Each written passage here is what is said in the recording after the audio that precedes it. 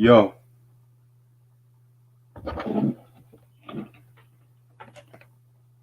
what's up, everybody? It's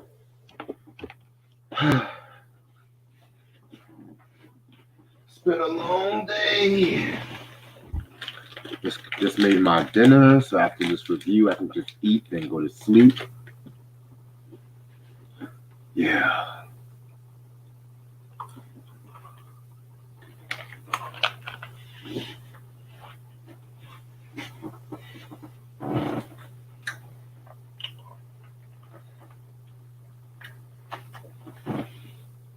Hey, Sam.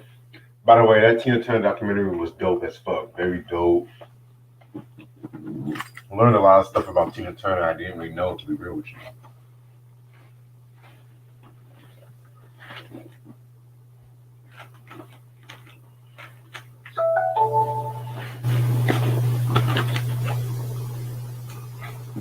Equipment.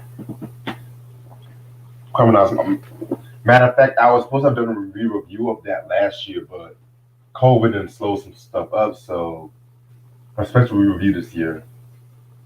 Matter of fact, I gotta get my re-reviews ready for this year anyway.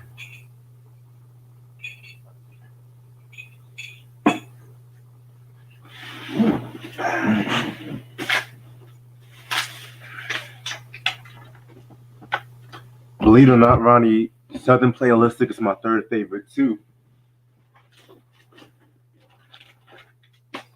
And yeah, I definitely gotta finish reviewing all of their albums because I know that I've talked about AT Aliens and Aquemini.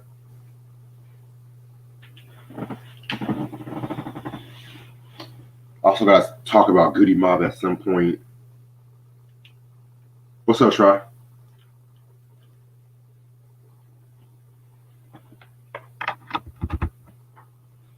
Yo. What it do? What's good? What's good, bro? It's Johnny.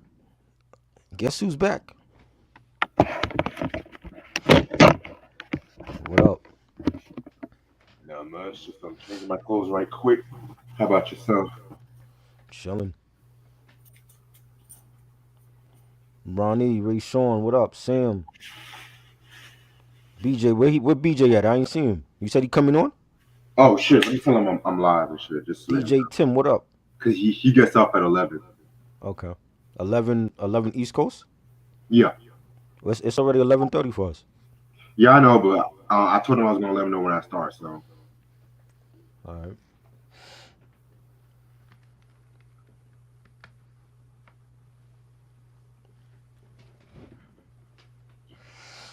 Finally gonna talk about this album. Yep.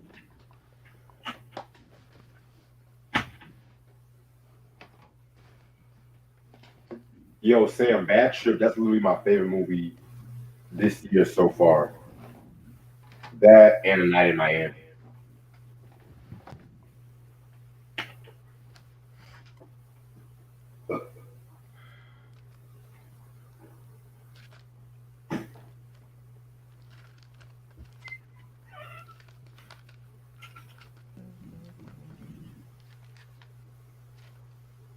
Yes, sir. 420, I cannot wait for that. I'm trying to think of a good album to talk about on 420. Let's not give anybody ideas. We're gonna discuss that off camera. Oh, you already know. Because there's a whole bunch we could discuss. You already know. Actually, I'm gonna message you about that. Okay. Yes, I have. I'm about to show you all the. I'm glad you brought that up, Sam. I'm about to show you the concert ticket. This is from my book of concert. It's like a full book of concert ticket stubs. And this was an OutKast one, if you can see that. Oh yeah, you did say you were going See to what that says? OutKast Stank Love Tour. Friday, March 9th, 2001. Madison Square Garden. This is what concert tickets used to look like. Wow. You see that shit? I got a whole book full of concert tickets. different concerts I've been to. WrestleMania, SummerSlam, Jodeci, Warren G, Snoop Dogg. So I'm glad you brought that up because I was gonna show it when we was discussing OutKast. But I'm like, since you brought it up, Sam, let me show you the book of concert tickets. Now I got niggas like got I got like another I got like a whole bunch of other ones too. But it's like like when they got rid of the ticket stubs and they went to like Xerox paper, I got all the Xerox concert tickets. now niggas got Eventbrite and So shit. when I tell you that I've seen these people, trust me, I have the proof to back it up. Not like motherfuckers that come on and be like, "Oh, I've seen this or I've done this," and they don't got shit to prove. They don't got nothing to back up their story and shit. That's why I always take a picture with the motherfucker and shit. Right. You know what I mean?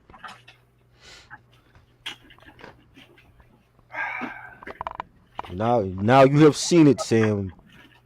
You can't tell me, oh, you didn't see Outkast. Now I've shown you the actual concert ticket stub, and there was nothing but white kids there. I was like the only me and my homeboy was like the only black kids there at that Outkast show. You know what I'm saying? The whole Dungeon family was there. Ludacris opened up for them. That's when Ludacris first came out with a back for the first time, and he was on top of the he used to rock the fuzzy Kangol hats. Remember them drinks? Yeah. He was the opening act with him and I-20 and Little Fate. The early DTP squad, and Dungeon family was there with Goody Mob and Witch Doctor, Slim Cutter Calhoun, Cool Breeze, Sleepy Brown. An epic show. That's like one of my favorite shows ever.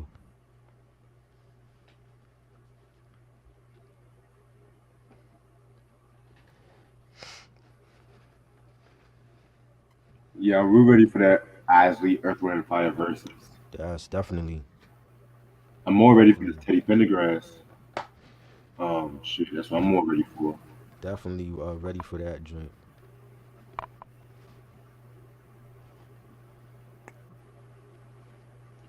Who do you?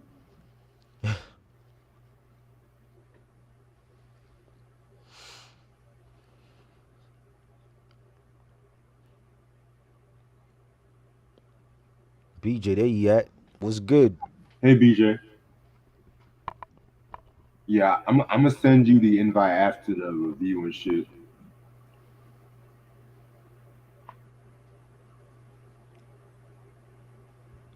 Black Out by Method Man and Redman? What about it? I guess 420 recommendations. Oh yeah, yeah. That's a good one. We never discussed that. Yeah, I told myself I was going to talk about all the albums up to that point before I talk to that one. So yeah, Right. that could be a possibility.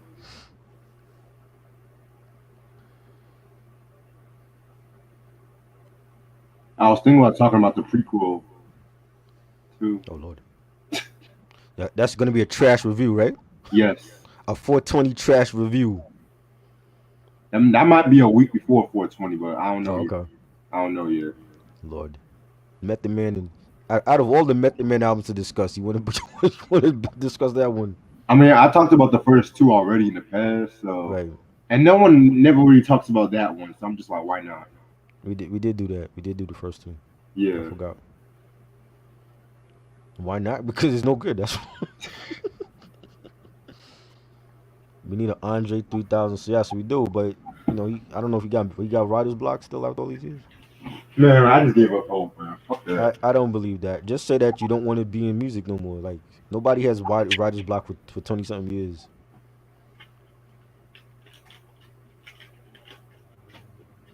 LeBron James made a Space Jams 2. Yeah, I know about. Yes, I saw the poster and the trailer, and I'm not excited for it. I don't think LeBron James can act.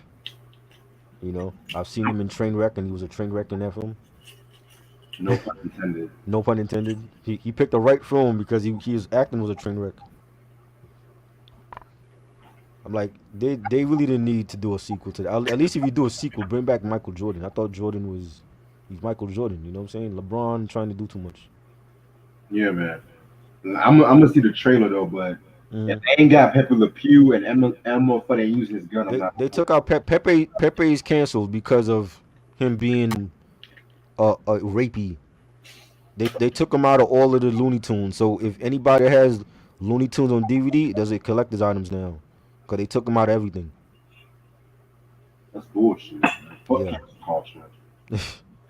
ridiculous. Zion said Andre smashed Khalees while she was with Nas. Oh, that was the breakup. Is that right? Wow. So he shouldn't Nas have beef with Andre? What about that? What if not Nas had a battle with Andre? Who would win that battle? Who wins that? That's a good question. Nas against 3000. Interesting. I always heard rumors of Khalees with Pharrell. Yeah, I heard more Pharrell than Andre 3000. Yeah, I never heard Andre. Are you making that up, Zion? I never heard that. You should be working with TMZ. The takes you be coming up with. This nigga went from Erica Badu to Khalees and shit. Have I seen who's that? Nas? Huh? Who you talking about? Nas? No, Andre. He went from Uh, Erica to Khalees. nah, I haven't seen Bad Trip. We actually gonna talk about that, right? Yeah. I haven't seen it yet. I've seen the trailer. I never watched the whole movie. Oh, that movie is hilarious. Is it? Man.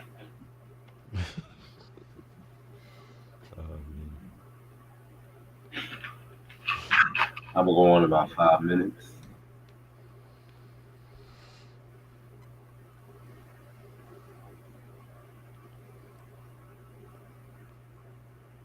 So Quavo and Saweetie did an elevator have an elevator fight or some shit. I saw that. Did Damn. she press charges on them? I heard she abused him. That's what I heard. Oh, she abused him. Oh wow. That's what I heard. I don't know if it's true. Mm, interesting. Shades of Lionel Richie. Mm, Shades of Al Green. right. Yeah.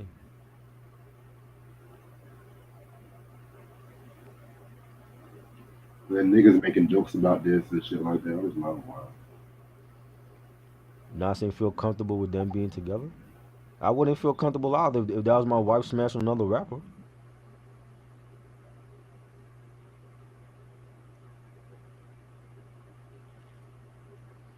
Wow. What am I gonna do? Oh yeah, yeah. You can hang out with my wife. No problem. Yeah, exactly.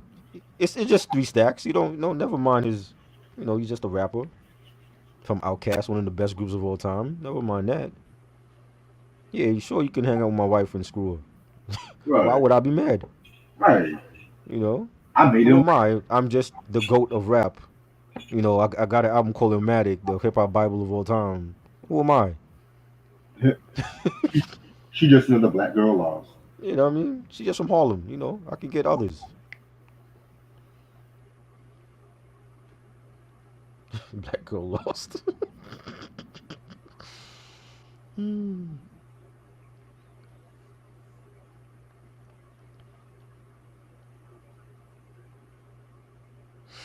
That's funny. Better lyricist, Big Boy or Big Gip? I love Big Boy more than Gip. I like Gip is my favorite probably from Goody Mob, but I think Big Boy is a better lyricist. Shit.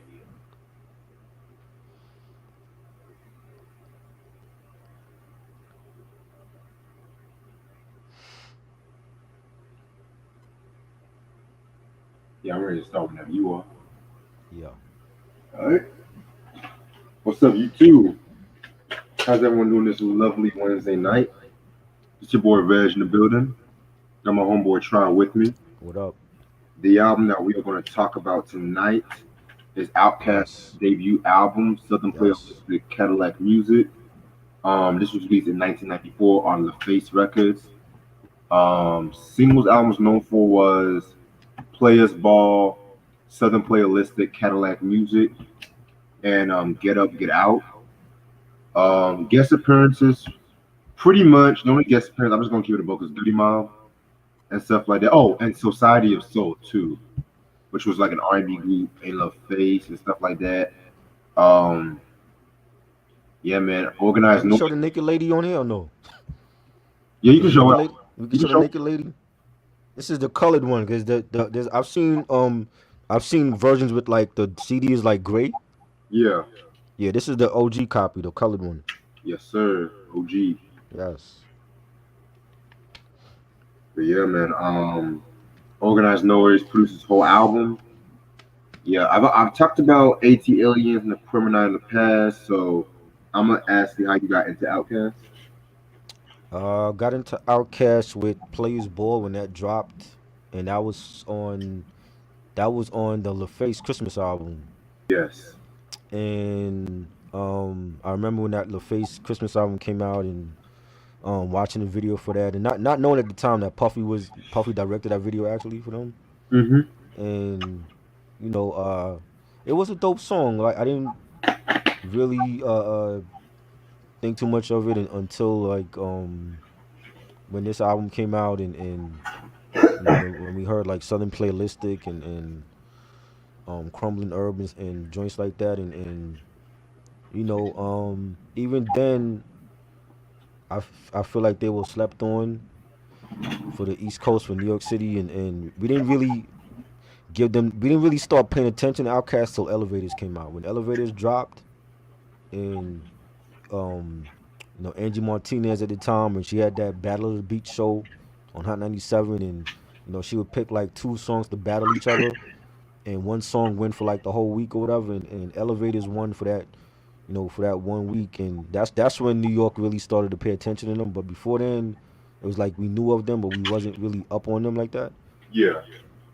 But they still got play from New York radio. They were still bumping this album, and I thought they were like a dope tandem, and having Big Boy on his pimp shit, and Andre. It's before Andre got weird and started dressing with wigs and shit. But we knew like they were definitely dope, and they had a dope album, and it coming from Atlanta, when at the time it was before Outkast for me, at least for Atlanta hip hop, it was Crisscross, Arrested Development, and that was it. And then when Outkast came out, it was like a different, like they really represented they area of Atlanta, and College Park, and um you know Atlanta was big. They were big in R&B. They were getting big in hip hop, and I was all for it. You know what I'm saying? Like from day one, when they came out, I was like, yo, like this, I fuck with them. I like they sound from Dungeon Family. It was real gritty, but it was groovy at the same time, and that was it. I've been a fan of theirs from day one. I just showed you all the concert ticket. I saw them in concert back in 2001, one of my favorite concerts ever. They killed it. Every album they kept progressing. They kept getting better and better. They got more than one classic, and that's one of my favorite groups all time. Top five. That's what's up. That's what's up. To me, I got into OutKast, believe it or not, during the whole Speaker Box Love Below era. And that whole album was just so big. Like I know my sister, she loved that song Roses and stuff like that. And the video all used to come on like BET late at night and stuff. So yeah, but I definitely like took a gander, like look back at the older shit and stuff like that, and just like start artistical evolution that they've done together and stuff Right. like that. So that's pretty much how I got into Outkast.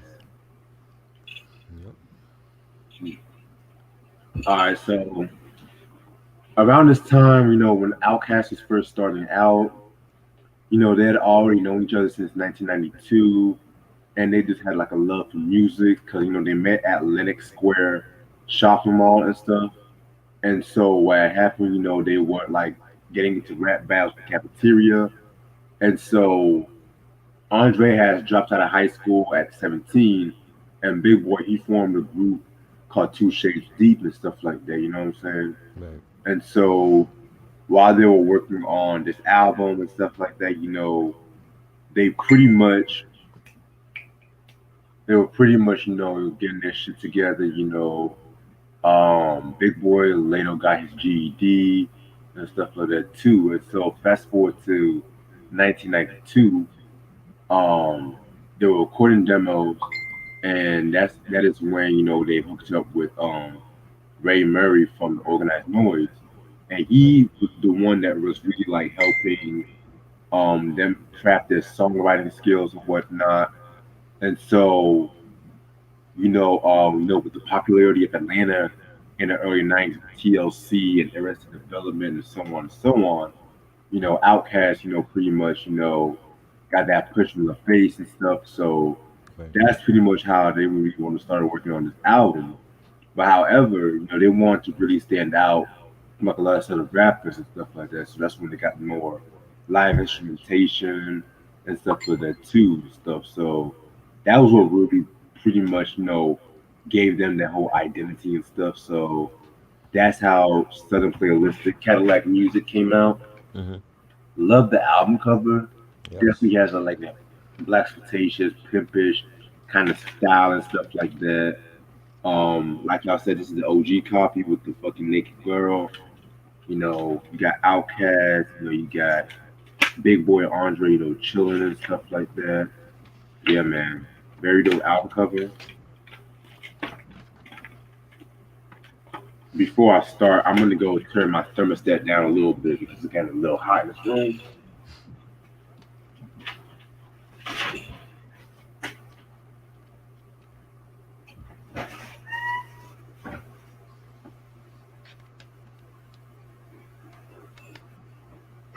Oh, they won the What About Your Friends remix? I didn't know that. I never heard the remix for that before. Interesting. Better lyricist, Big Boy. Fife Dog for me, definitely a great lyricist, underrated.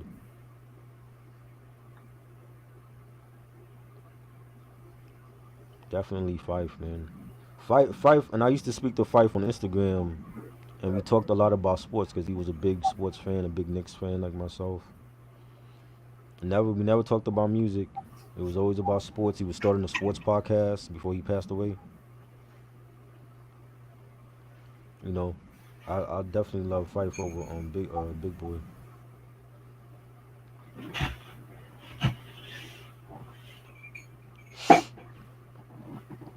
17 tracks. Let's get the shit started. Yeah. Track number one is a track called Peaches. Nice way to start off the album and stuff like that. You know what I'm saying? Hmm. Just them like send the whole tone, just letting them know where they're from, Atlanta and stuff. So yeah, that's what I got from it. Yeah, she was dope. She was like like how you had like the female radio VJ in the Warriors movie, that classic movie. Yeah, Peaches was like that. She was like the radio, the album VJ. Like to set things off on the album, and just talking about how Outkast is. They got that southern playalistic funk for your trunk, and I like the horns playing in the background, and yeah, that was a great intro. yeah, very good intro indeed. Track number two we got is the my intro to let you know. Very, very, very, very, very good song. Pretty much what I got from that track was the fact that just letting them know who they are, where they come from. Nice way to start the whole album.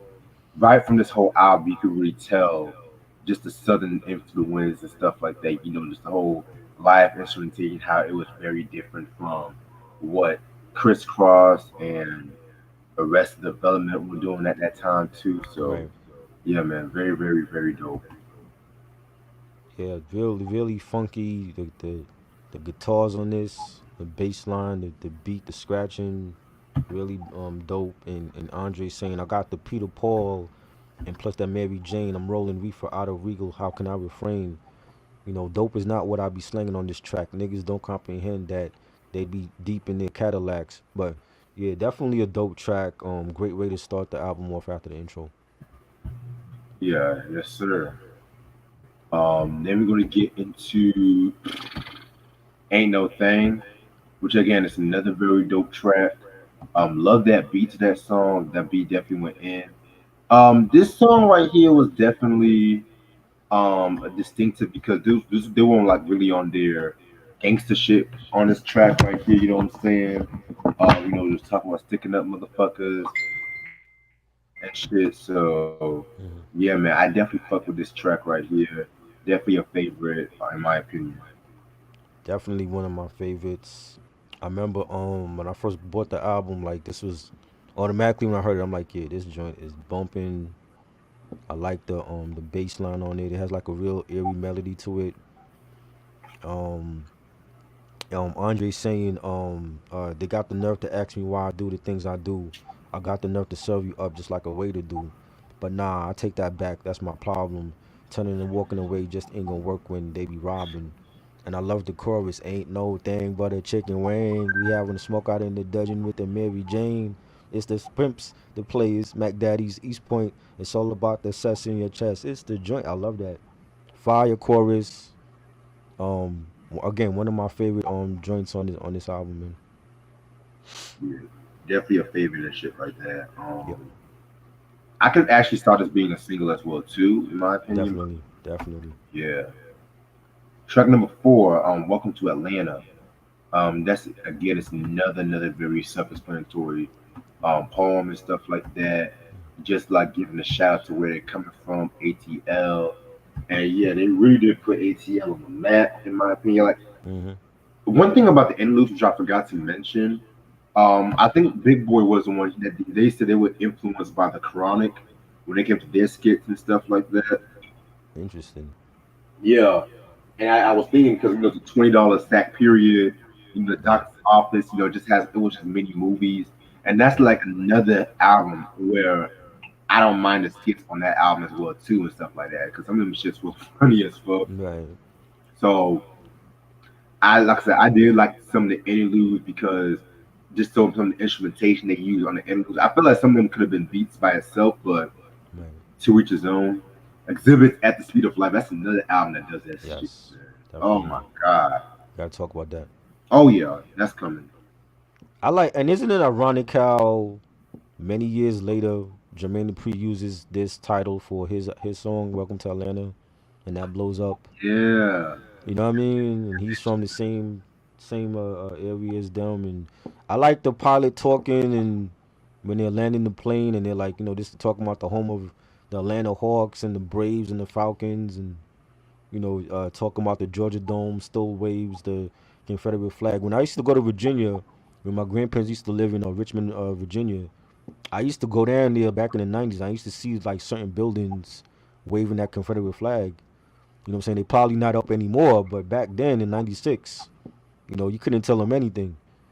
So yeah, like I definitely I've been to Atlanta, you know, they were waving that flag like it was like the American flag. So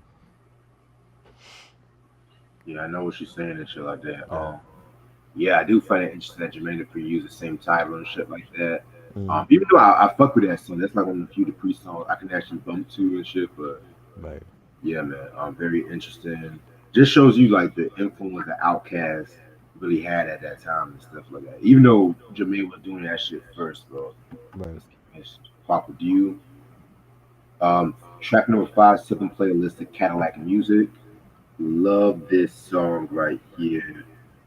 Oh my god, this is like one of my all-time top five favorite Outkast songs and stuff like that. Just the Southern Fried beat. I mean, I said Southern Fried beat. LOL. The beat that's just a funky beat. Just Hmm. damn, just on that braggadocio kind of shit. Right. I definitely felt like Big Boy had the best verse in my opinion and stuff like that. I love the line where he says, "Cause that's how we be rolling here. Deep the slang is in effect because it's Georgia, kicking the khakis and Adidas, packing your fetus cause you supposed to cousin. Catfish and grits is how my flow flows. Rolling steady in that caddy, but them 50 bottles gotta go." I love the way he was saying that line and shit. So yeah, that's a very dope shit. Definitely one of my favorites. Still a banging track. Real funky, real groovy. The bass line, the 808s on it, the horns, everything about it is fire. Big Boy saying, I see Juice and Gin used to be my friend from the beginning. Now I'm just a player sipping sauce every now and then. And the chorus, Southern playalistic, Cadillac funky music. Now join us if you choose it. We're gonna make sure you don't abuse it. We're gonna get you high. I love that shit. That shit is so. It's just so different. Like even for '94, like if you listen to this album, like everything about it was just different from what what Wu was doing or Mob Deep and Death Row is definitely a classic joint. Yeah, man, very classic shit indeed and stuff like that. Yeah, That chorus is so catchy. Um, right. then we're gonna get into Call of the Wild. Yeah, this was another very, very, very, very dope track right here. One thing I got from this track was pretty much them just talking about what makes like the inner city youth just like commit crimes and stuff like that because they take the title off his Jack London novel called The Call of the Wild too. So um, Three Stacks definitely killed it. I love the way he started and shit like that. I love when he says, "Damn, will I graduate before I hit summer? I think not." Officer Friendly trying to dig up in me. He said, "I'm half-assed and got no future." And so he sent me up the creek and shit, stroking like hell without no paddle. But niggas is getting smart. We back on the saddle. The longer y'all know, y'all had us down for some years. It's a call to wild nigga. There it is. And then you had CeeLo on the chorus and stuff like that. So yeah, very very dope song. This also features Goody Mom and stuff like that too. So yeah, they are did that thing on this one. Definitely gotta talk about Soul Food too, man. That's another album I still can't believe I didn't talk Definitely. about. Yeah. Yes, we discussed soul food. We did that. Oh, Yes. not Soul Food. Still standing. That's the Still one I meant. standing. Yes. Yes. I love this track. Another banger. That when that bass line comes in with the beat, fire.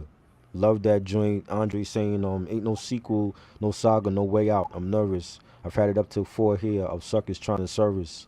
And that chorus by CeeLo, that's CeeLo doing the chorus, and this is before Soul Food dropped and I hear voices in my head and they keep calling me. I love that joint. Another banger, one of my favorites on this album. Yeah, very dope, very dope track right here. Q was Uh, good. what's up, Q? Then we're gonna get into Players Ball. Legendary song, one of their signature songs. If you ask me, yeah, one of the signature songs. If you ask me, like I said, originally this was a Christmas song that was on like the LaFace Christmas album. But see, since that song still carried popularity even past the Christmas time, they wanted to continue that momentum. So they had OutKast re-record the track and stuff like that. Modify the track a little bit. Right. I remember I saw this on BT the first time when they used to have top 25 countdowns. God, I missed that fucking show, man. Mm-hmm. I just miss when they used to show music videos like You remember that the show they used to have at the end of the year, the Notarized song, and they showed the oh my Notarized show, and they had like the top yeah 100 videos every year. yeah That's where I saw that. It was on that joint. Crazy. man I miss when like you used to watch music videos Yeah. excuse me on TV like that. Now I mean, going on YouTube is cool and all that shit, but there's nothing Mm-hmm. like a world premiere of the Right. Runaway video for Kanye or the Ken Mm-hmm. from Mars All Right video and stuff like that. I Mm-hmm. feel like once 106 in Park ended, that's when I feel like the downhill of music videos on TV kind of came about and shit like that. Because now Right. you still got MTV Jams and all that shit, MTV Right. Classic, but they be Right. showing the same hip hop videos all the time. I ain't gonna lie, like Basically. they be having classic hip hop videos, but then what their definition of classic is Mm-hmm. 2002, 2003, which Right. I like 2000s hip hop, but when y'all talk about classic, I expect late 80s, I Mm-hmm. expect 90s, not just mid 90s. I mean like Mm-hmm. early 90s, like Right. pre 93. But I'm getting way off topics. Sorry about that. As went down memory lane. No mini Ripperton up in here. Yeah, Players Ball definitely a very hot joint, and Mm-hmm. Puffy he directed the video too and stuff like that too. So yeah, very hot joint, Yeah. classic. Definitely. Definitely. The beat is fire. You got like the organs playing, the 808s, the guitars. Fire joint. Big Boy saying, "Ain't no chimney in the ghetto, so I won't be hanging my socks on the chimney." I fret as a tick, so to fix my plight, I got the remedy. And just them talking about how in the ghettos it wasn't always a Merry Christmas for everybody. Like some were fortunate. I was fortunate to have great Christmases. There's others in the hood that wasn't as fortunate to get everything that they wanted for Christmas, or they might have gotten like one thing on their Christmas list. And I could definitely understand what they meant. They didn't even. I don't think this song was even supposed to be on the LaFace Christmas album. They threw it on there, and it became a big hit. And I love that chorus. All the players came from far and wide. Mhm. I love that. Sleepy Brown in the chorus. Was that? I think that was Sleepy Brown, right? Yeah, Yeah, Sleepy Brown, underrated artist as well as producer and a classic song. yeah. Oh, Ronnie, thank you. The Diamond D remix of that. That Yes, one took me by surprise. I was like Diamond D and OutKast. I was like, oh right, shit. But right. yeah, that remix is fire too. Oh yeah, It's not Diamond's best remix, I'll be the first to say, but it's pretty interesting to see like him working with somebody from the South and stuff like that. Because I don't right. even think he really did a lot of stuff in Southern hip hop. I could be wrong, but yeah. Yeah, I don't think he did. Okay. So I Right. know it's not just me. Okay, cool. No. Next track we got Claiming True. Yeah. Again, I'm just gonna be real. There's not really no bad tracks off this album. No bad Right. tracks. So this one was definitely another good song to it, and it just pretty much explains both Big Boy and Andre 3000's personality. Like Big Boy was more like the pimpish, the player kind of dude, and stuff like that. Whereas Right.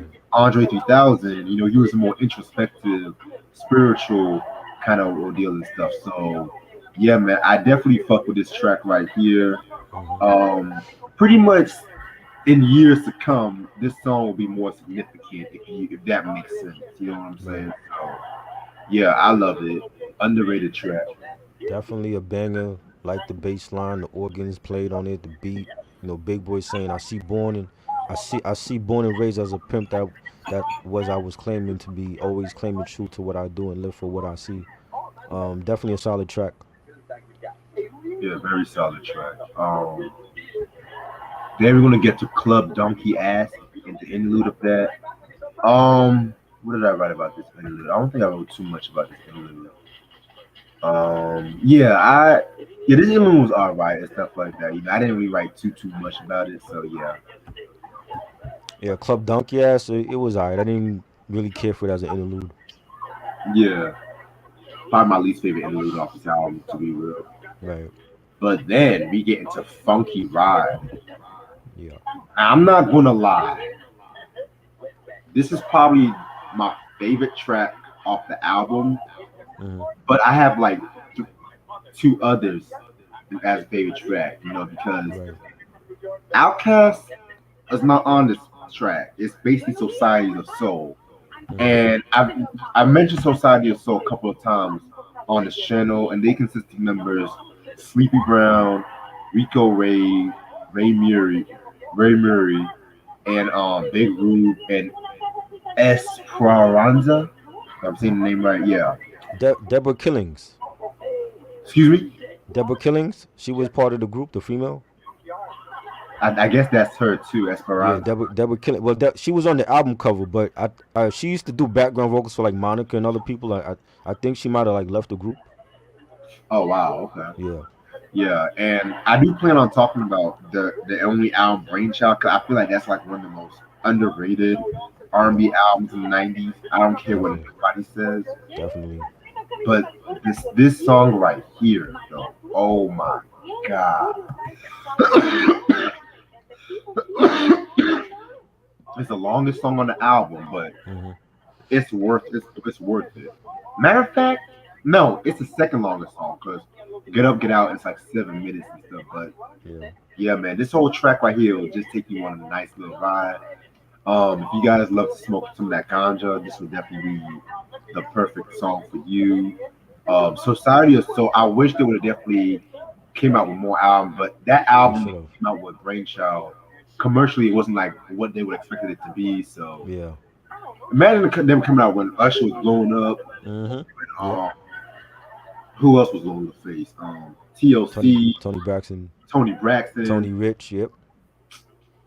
You mean to tell me Tony Rich made it, but not okay? You know what? Let's stop. Yeah, Funky Ride definitely a very dope song. He was more mainstream, and because he had that babyface cosign, just like John B. You know what I'm saying? I think that's what it was too. Well, I actually like John B. I'm not a Yeah, yeah. big John B is the man. I fuck with John B. Yeah, yeah, I'm not a you big know. Tony Rich fan. That Right, nobody knows it. I got kind of tired of that song. right. Yeah, I love the song. It's real melodic. It's real sensual. You got women moaning on the track. I like the slow beat, the bass line, the pianos. Everything about it is real. Like it has like a real chill vibe to it. Sleepy Brown is singing. Let me take you on a funky ride all around the world. I love that.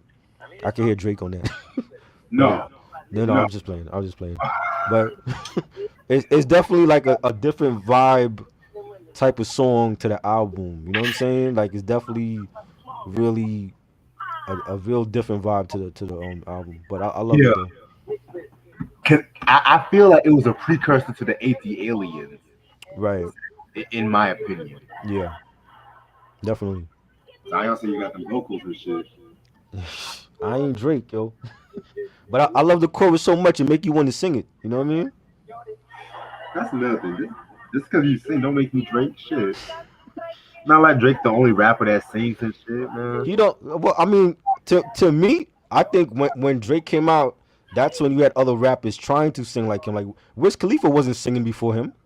Nope. You know what I'm saying? Mac Miller wasn't doing that. If you listen to like all the Mac Miller mixtapes before, this watching movies with the sound off, he wasn't singing, and he started singing like when that album came out after Drake blew up. So I feel like a lot of like rappers were doing that after Drake. Mm. Yeah, Interesting. but yes, a classic song. I love it. Yeah. Next track is Flim Flam Interlude. This is another solid interlude right here.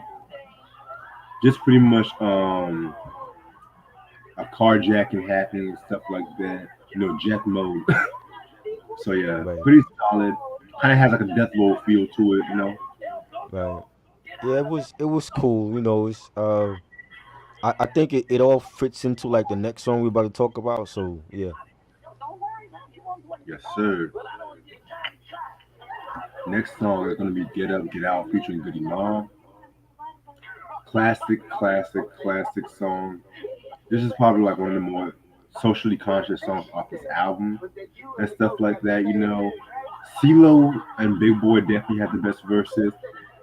Matter of fact, CeeLo actually got the hip hop quotable for his verse in yeah. that magazine and shit like that. You know what I'm saying? Mm-hmm. And for y'all motherfuckers that say, "Oh, CeeLo's is a singing ass nigga," go back and listen to them early Organized Noise albums and shit. This nigga was going with N and shit like that. You know what I'm saying?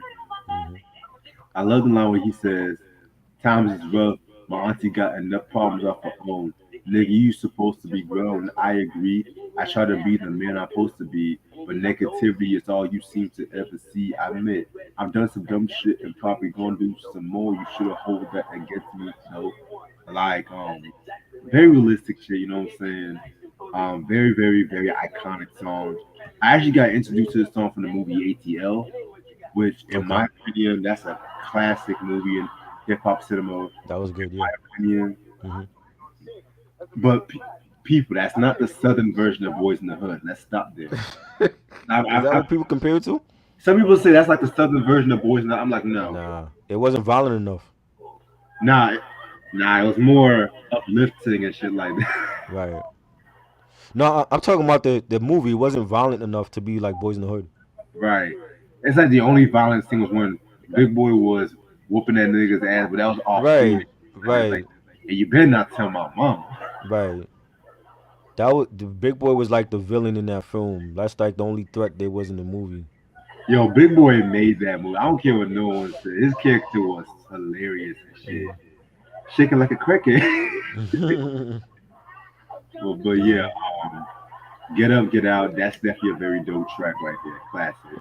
Love this collab with the Goody Mob and OutKast and an early Dungeon Family. Posse joint, and CeeLo definitely had the best verse on here. When he's saying, you got to get up, get out, cut that bullshit out. Ain't you sick and tired of having to do without? Cause every job I got is cruel and demeaning. Sick of taking trash out of toilet bowls cleaning. And I love the chorus. You gotta get up, get out, and get something. How will you make it if you don't even try? I love that. Love that track. Very uplifting. A real positive track. It has like that dancehall reggae type of bass line to it. The beat is knocking. Really dope. So one of the longest songs on here is like 7 minutes and 27 seconds. Longest song on the album. A great track. Yeah, I love it, man. Yeah, a lot of the songs off this album are pretty long to me. Yeah, yeah. But they're long, but they're banging. You have long songs and be boring, but Yeah, there's songs that's like clocking in like 5 minutes, 6 minutes long, but they all fire. right. I definitely feel you on that. Track number 13, True That. My favorite interlude off this whole fucking album. This is a spoken word piece from Big Boob of the Dungeon family and stuff like that. Just pretty much, explaining the concept of the whole outcast and stuff like that. You know what I'm saying? How we should not, we should, and how motherfuckers have looking at each other via stereotypes and stuff like that too. So Right. yeah, I love this fucking interlude and stuff. So yeah. Yeah.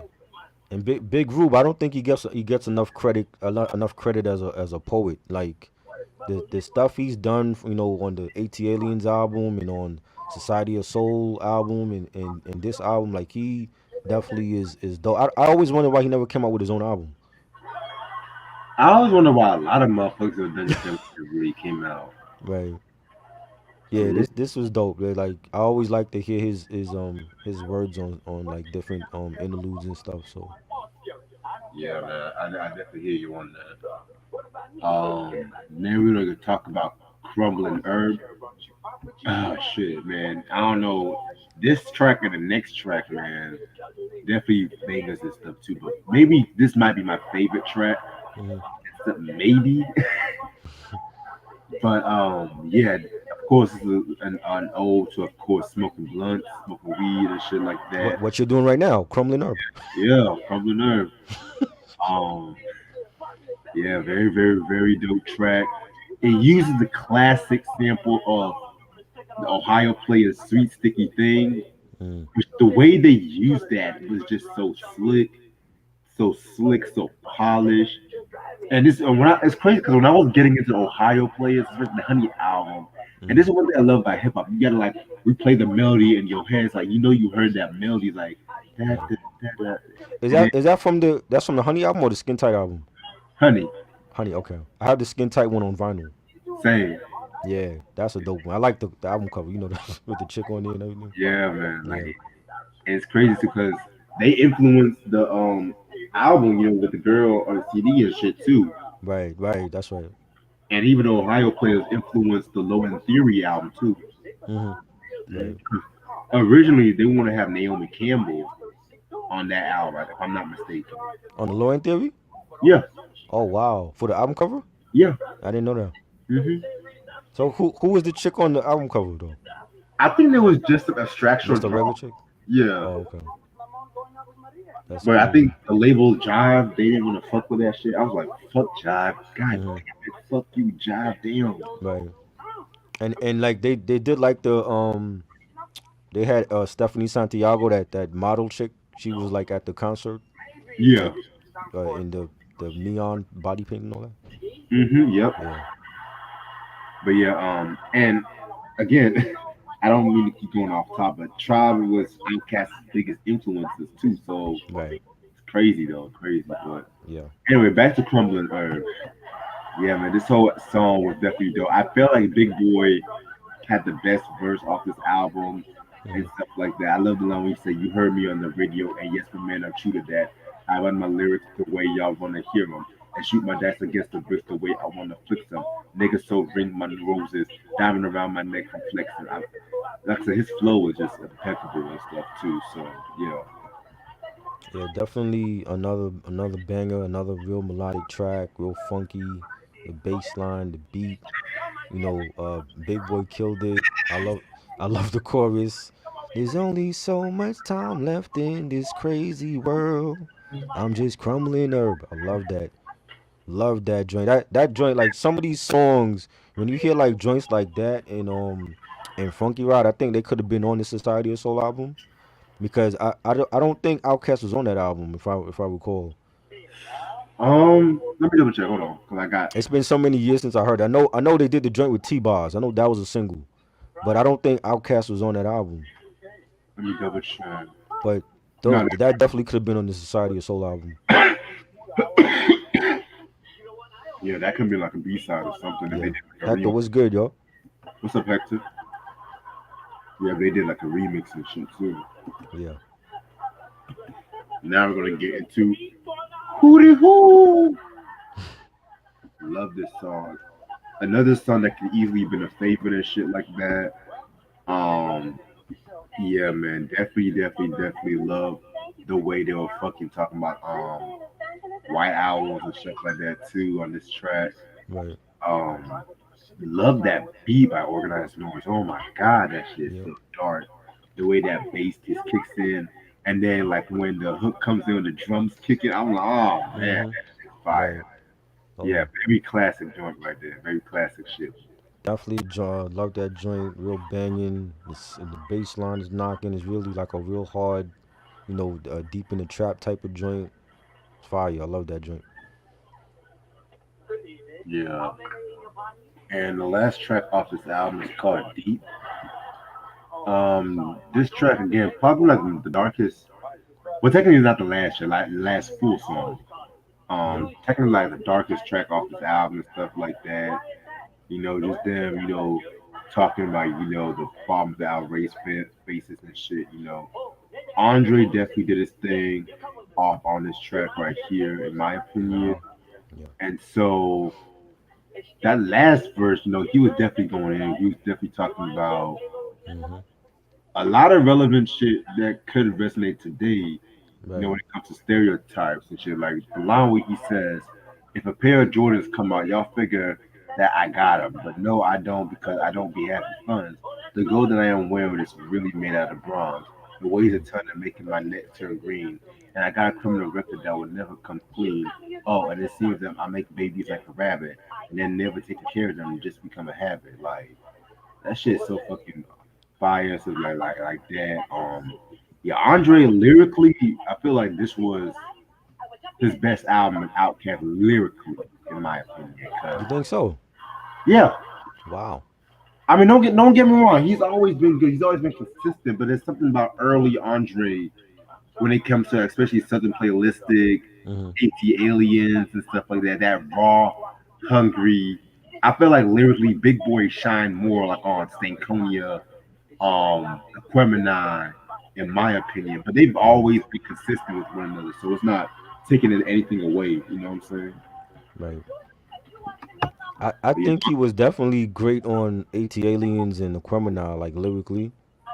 You know what I'm saying? But again, like he's always been solid on every album. So I love the song, and when the song starts off, you hear like that alien voice, greetings, Earthlings, and that part they used again for the beginning on Two Dope Boys in a Cadillac off of AT Aliens.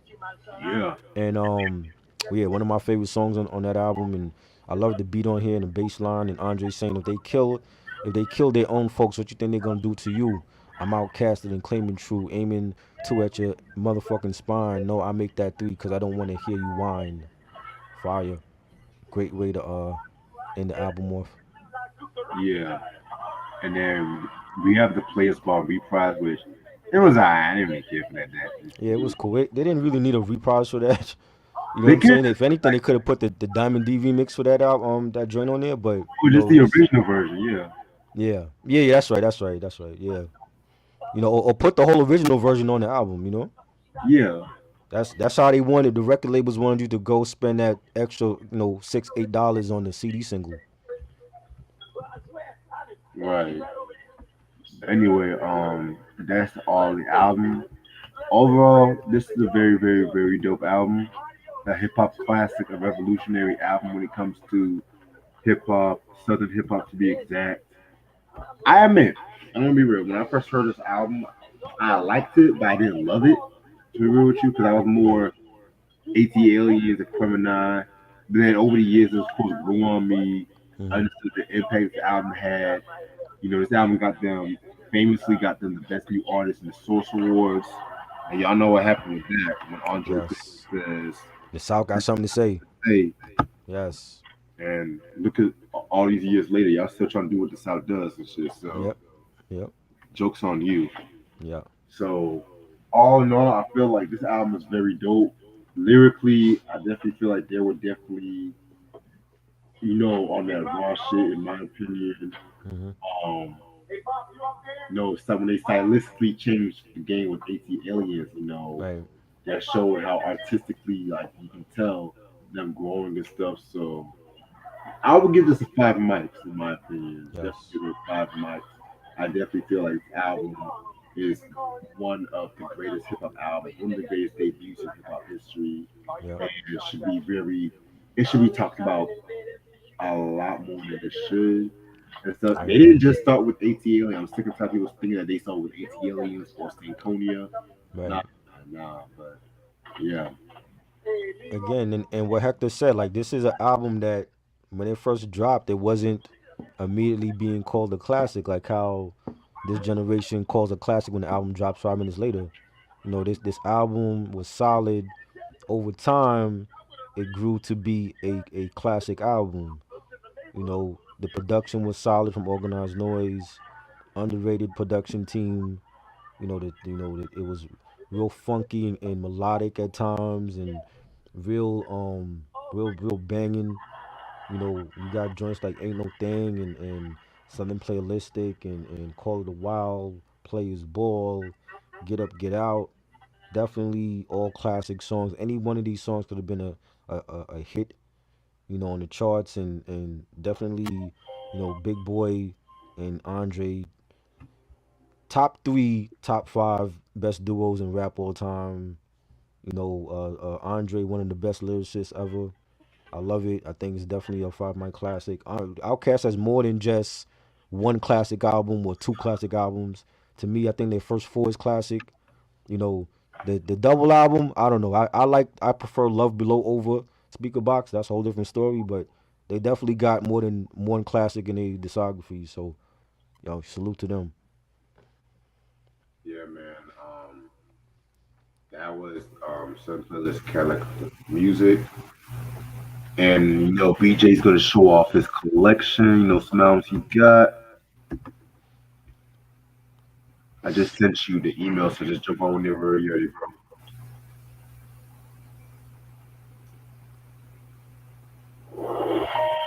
Hope y'all watching the George Floyd trials at the moment. Hope y'all watching this shit.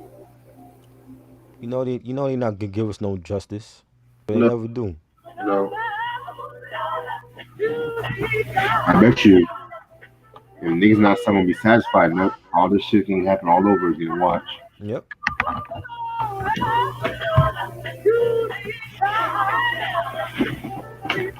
Yo, I hate this fucking webcam, man. Fuck. Big Boy or Ludacris. I gotta go with Luda lyrically. In terms of lyricism, ooh, ludicrous. Yeah. That's another rap I can't believe I haven't really done a lot of reviews on. Actually, I don't think I've done a Luda review. Yeah, I don't think we've done anything on it. But we've done T.I., but we haven't done Luda. What the fuck? Yeah. What's your problem, yo? But yeah, um, Southern hip hop. Do you have any UGK albums? No, I don't. Yeah, me neither. I have none yet. Yeah. Definitely would like some. That double album I enjoy. I think definitely want to get that one. Which one? The double album, Underground Kings. I love that one. Yeah. To me, this might sound crazy, but I feel like the best album is the Super Tight album from '94. Hmm. I actually like that more than Riding Dirty. Right.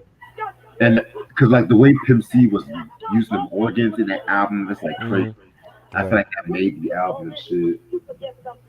Um, Riding Dirty, I like Riding Dirty, but I just feel like people kind of I don't want to say overhyped, but sometimes it's that people want to just say, "Oh, that's like the only album you should listen to." From them. I'm like, nah, Right. because even the first time, "Too Hard to Swallow," like got some heat too. The joint they did in 2001, that got some heat. Of course, the double album's hot, so I like the double album. Hmm. The song they did with Big Daddy Kane and Cool Rap was dope. Did we like what? Speaker Box? I don't care for Speak. I thought Love Below was a better album to me than Speaker Box. But we haven't discussed that album, so I'm more for Speaker Box friends for you you. more Speaker Box? Yeah, but not saying I Love Below is bad or anything. It's just to me, Love Below. It took me a while to really fully appreciate Screwing Up with You. Right.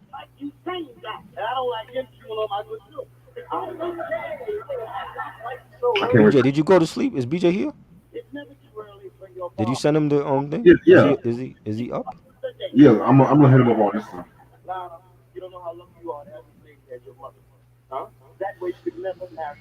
They both solo albums. They were just packaged together as an OutKast, project. But they're both solo albums. You know. Oh, there he is. Okay. Um, yeah, I love the Andre album. I thought it was a masterpiece.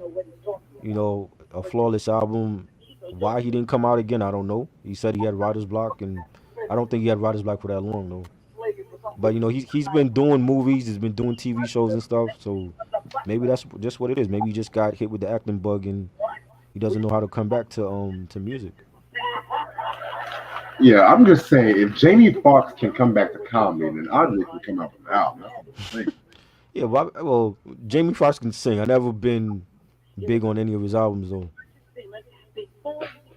You know what I'm saying? I think I don't know, like him, if he come back now, like is the new generation gonna accept him? Cause they really don't really know who he is. He might have to reinvent himself. Nah, the new generation, they trust me. They know Andre. They know who he is. Yeah, trust me. He ain't Little Yachty now. He ain't doing no trap shit. So if you You looking for trap, you ain't getting it from Andre. compare the greatness of Andre to that, man. I'm I'm just I'm just saying, if you're looking for trap from Andre, he ain't not giving that to you. trust me. The South and everybody, they respect Andre. That's all I gotta say. Oh, there he is. What's up, BJ? How you doing? Yo, salute. What up? What's up?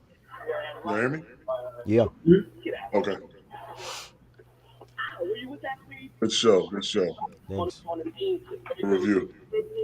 thanks, man. We try. Thank you. Yeah. So you say you got some shit to show us. So Ronnie. Yeah. Oh, let me get it real quick. Hold on. Yeah. Go ahead. Yeah, take your time.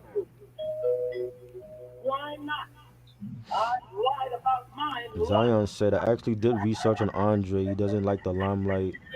And he said the age you blow up in the industry is the age you stay. Well, maybe that's why he didn't want to come back then. I mean, maybe he just felt like he's outgrown the industry. Yeah, I know he doesn't really like the limelight like that. I know that.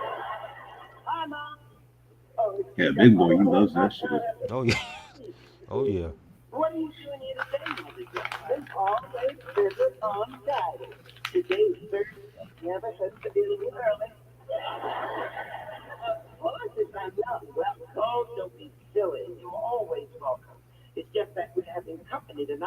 Plays the flute around his block. I didn't know that.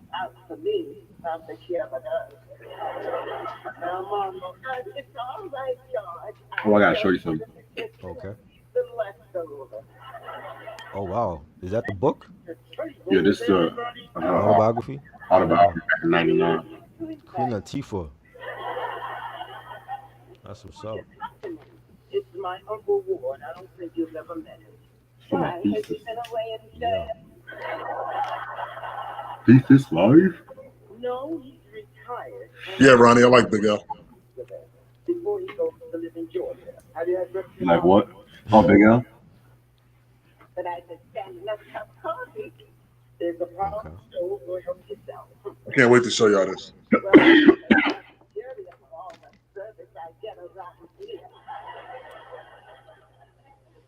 Oh, I like your Mickey Mouse shirt, by the way. Oh, thanks, bro. Yeah. I think it's something else.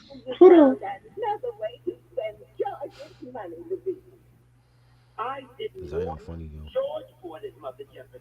You said you giving them big stretch vibes. Big stretch from Live Squad. That's what you talking about?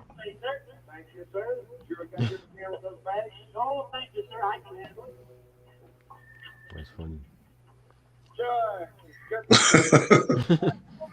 Q said he listened to the Method Man album. Which one? The first one? Prequel. Oh God. You listened to that?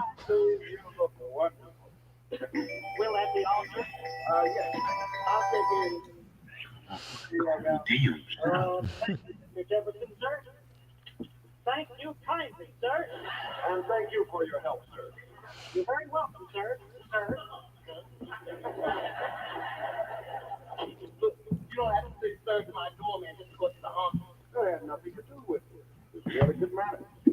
Yeah, I didn't like See that.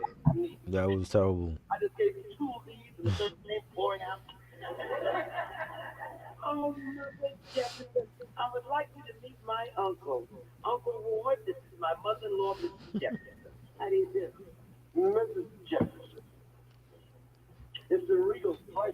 Whenever you're ready, BJ.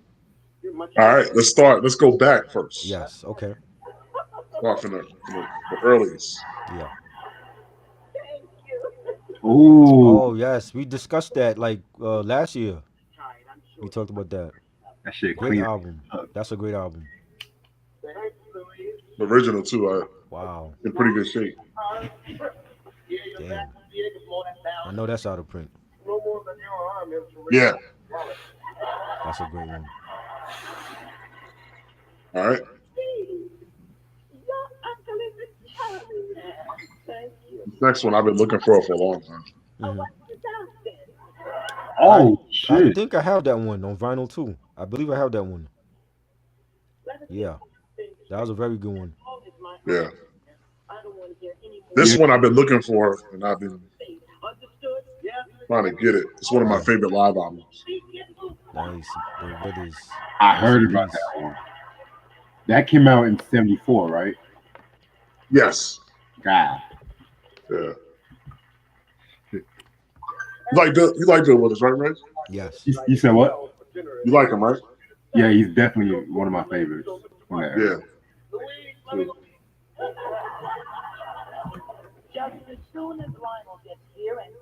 I I have need. that one too. Minnie Woo! Riperton. I have that one. Ooh, that album is fire. Classic joint.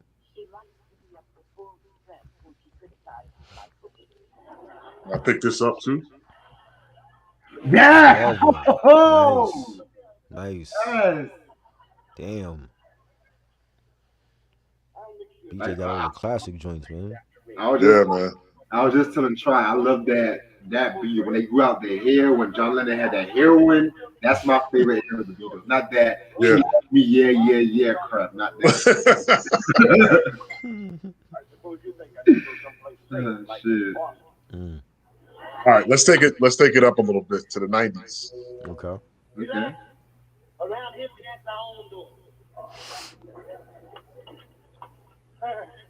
Oh yes. Come on, man. Ooh. If you don't have that in your collection, you're not a hip hop head. That is That a I have. classic. That is a classic. You must have that. Yo, I saw the vinyl go up for like $50. Wow. Yeah. Does the vinyl version have like the two remixes of Fuji Law? Let me see. What's up, Q? Like the reggae remix, and then there's like another version. Nah, just the one version. Just okay. Yeah. What up, Let Q? me see. Nice. And this is one of my favorite hip hop albums from the 90s. Yes. Yeah. Let me start Classic. this over. I remember he asked us to do like a Public Enemy discography, Okay. and we ain't do that yet. Let's do that Juneteenth. Okay. And we could bring back BJ on here, so he Yeah, could rank like his favorite Public Enemy albums. I love this album. Yeah, that's a great Yeah. one. Oh, nice. Classic. Yes. Marquise, did you see all of them? Yeah, yeah. You did? See Okay. it. Yeah. Yes, sir. Yeah, man. So that was the latest pickups. Nice. Okay, dope. I love it. Yeah, man. I You got know, Q-Tip sampled "Loving You" or "Inside Right. My Love" Right. on "Lyrics to Go." Mm-hmm. Yeah, which is on this They album. put that. Yeah, they put that in the. They mentioned that in the Tribe documentary. Oh, okay. Yeah, Yeah. I love her, man. She Yeah, was man. beautiful That's a good one. voice. Yeah. Definitely. You got this on CD, you said? I got that on vinyl. Oh, vinyl. Yeah, same Yeah. thing. Yeah. Same one. Yes. Yeah. And the Jackson 5 one, the third album, that one I have on vinyl too. Yeah. Yeah, man. Can't wait to listen to that. Definitely. What up, Q? You got anything to show us, or you just here to be the guest? No, man. I'm just here to be the guest. Just chilling, okay. That's what's up. Did you see his pickups? He had like some different pickups the last time he was on. He had some 2 Chainz, some Bow Wow, some Yeah, I saw his. Yeah. Omarion. I was like, Yeah. wow, that's Yeah, Selena. salute to you. Yeah, Selena. Rest Very in peace, diverse, Selena. man. You know what I mean? Yeah,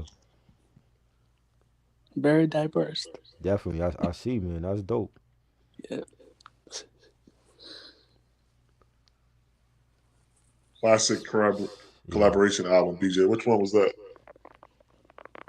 Oh, he's talking about the Marvin Gaye and Right. Tammy Terrell. Yeah, that was a good one.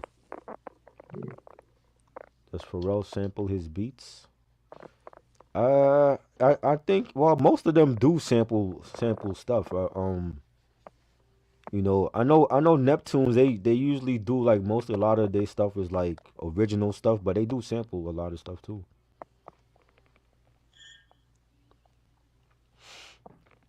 Hmm.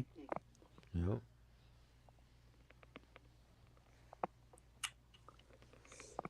That's dope. So Yeah, yeah, looking to man. Tomorrow morning I'm getting my vaccination shot.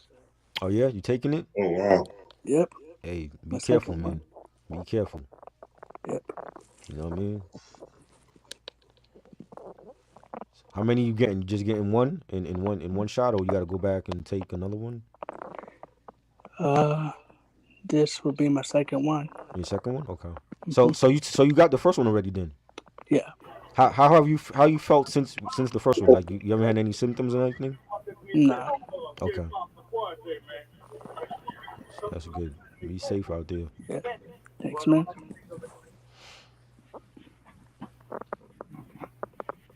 Yeah. So what did y'all think about the Raycon and Ghostface versus? I don't think I've asked y'all.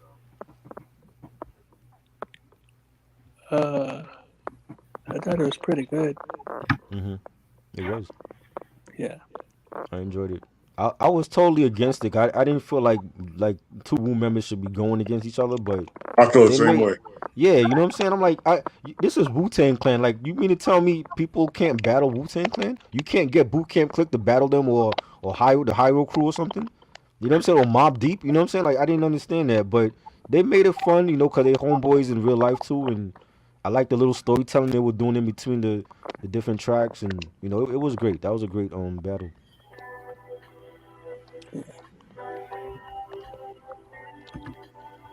What is that? Reg playing that? Yeah. Okay. You went from watching Sanford and Son to playing Teddy Pendergrass. Cause I told myself I was gonna play this album tonight anyway. Oh, okay. Yeah. Yeah, we got the Teddy Pendergrass discography on Sunday. You know, speaking of vinyl, I got a lot of his vinyl on a lot of his albums on vinyl too. Same. Unfortunately, I don't have this album, which is crazy. Man, Yeah, I have all his albums nice. prior to the accident. Right. Yo, I need that Joey album from '88. That's the one I need too. Mm-hmm.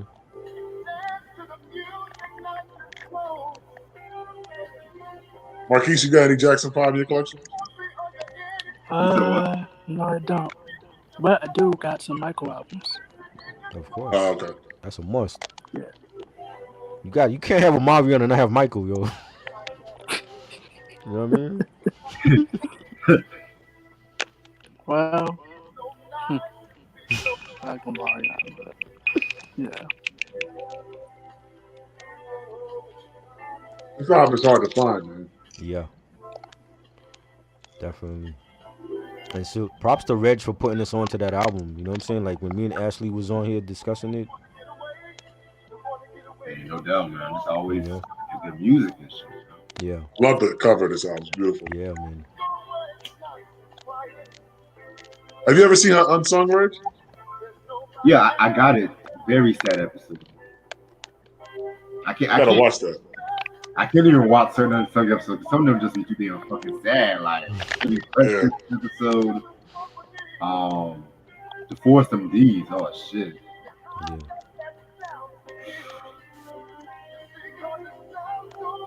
What's your favorite episode of Unsung, VJ? I like the Donnie Hathaway one. Ooh, that's a good one too. Yeah. Oh, I forgot to show y'all that. Oh man, I forgot to show y'all that.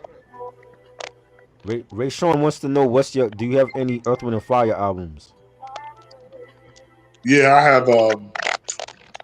That's the Way of the World. Yes. That's a good one.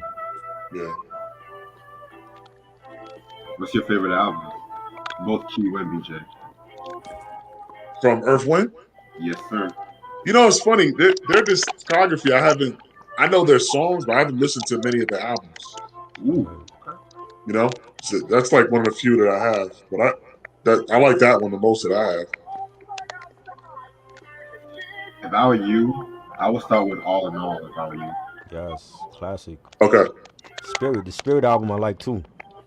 Which one? Spirit. Very underrated. Yeah. What about you, Q?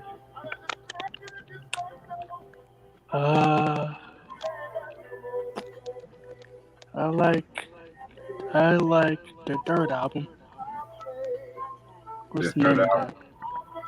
Yeah. What's the name of it? Album? The one from '72. Yeah.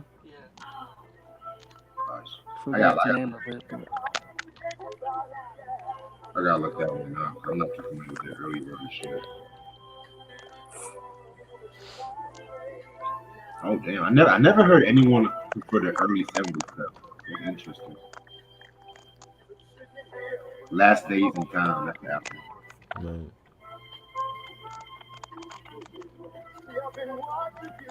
What's your favorite Icy Brothers album? The Heat Is On. That's everyone. Yeah, that's everyone's favorite. To be honest, I might have to go. Who said that? I like Between the Sheets too. Yeah, that one too. Yeah. I like the 1977 Go for the Guns album. That's a classic.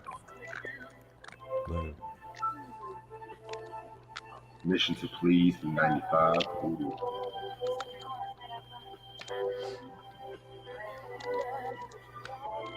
Oh, All in All is the one with I Write a Song for You. September. Yeah. Oh yeah, I heard that album. Yeah. Okay. If they would have put September on All in All, that would have been much bigger and shit too. Yeah, I need to get that album. Oh, Try. I did not forget about the West Side Connect. I'm gonna order that for you. Okay. Thanks. I forgot about that. Andre 3000 and Kendrick is a killer combo.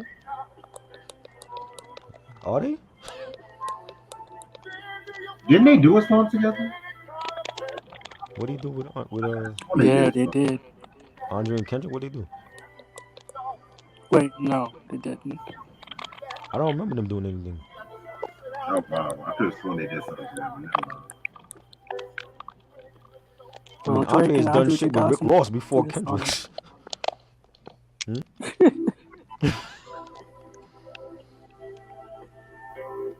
I hear what you said. My bad, Q. I hear what you said.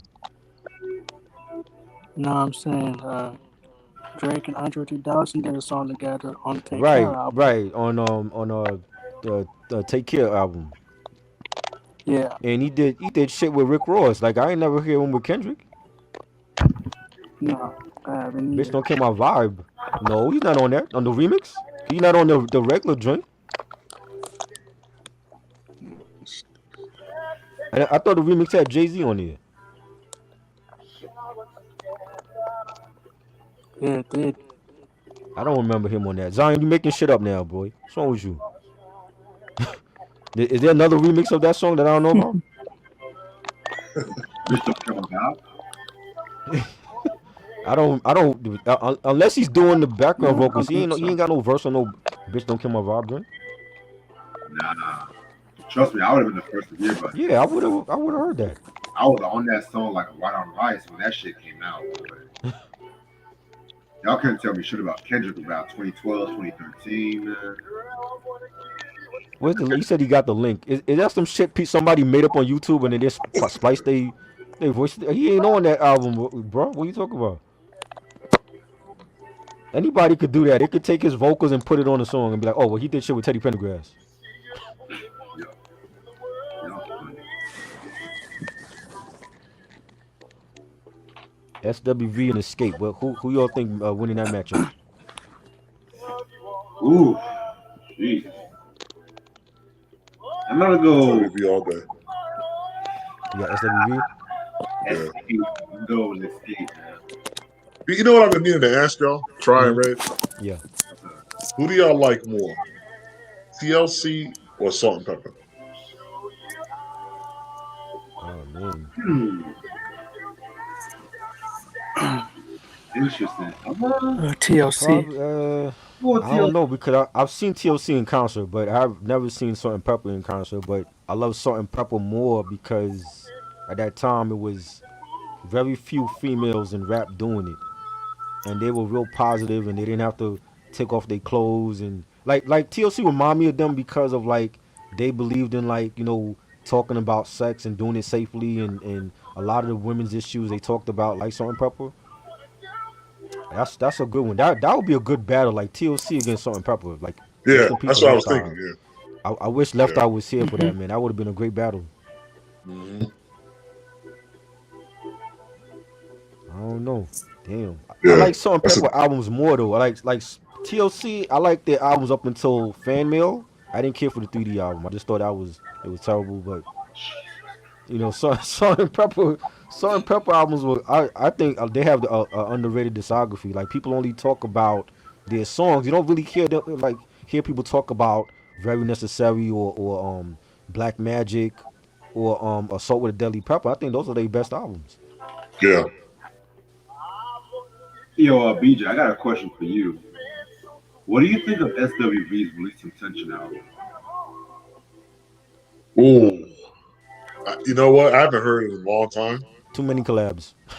Yeah, it was a lot of collabs on Way it. too Yeah. many collabs on there. Yeah. I call that SWV and the Posse. Too many rappers. Way too many artists on there. Yeah. That's like Trey Songz doing too many collaborations. Mm-hmm. Yep.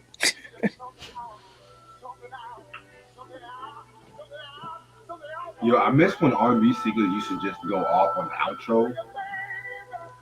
Right. I love Rain though, man. Like they just Yeah, be Rain. people. That's probably the best song on the album was Rain. That song. Oh my Yeah. goodness. That was dope. That's one of my favorite SWV songs. Mm-hmm. I saw them live when they performed that. They did Rain and they sounded great.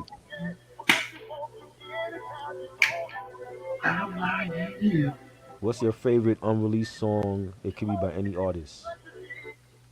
Tell me what Mm, you tell me what let me see.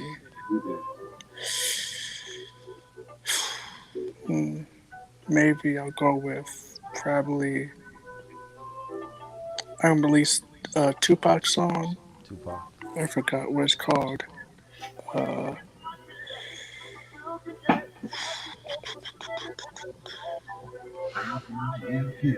Try, It's, Reg, if I could sound like anybody, it'd be him. You said what? If I could sing like any singer, it'd be him.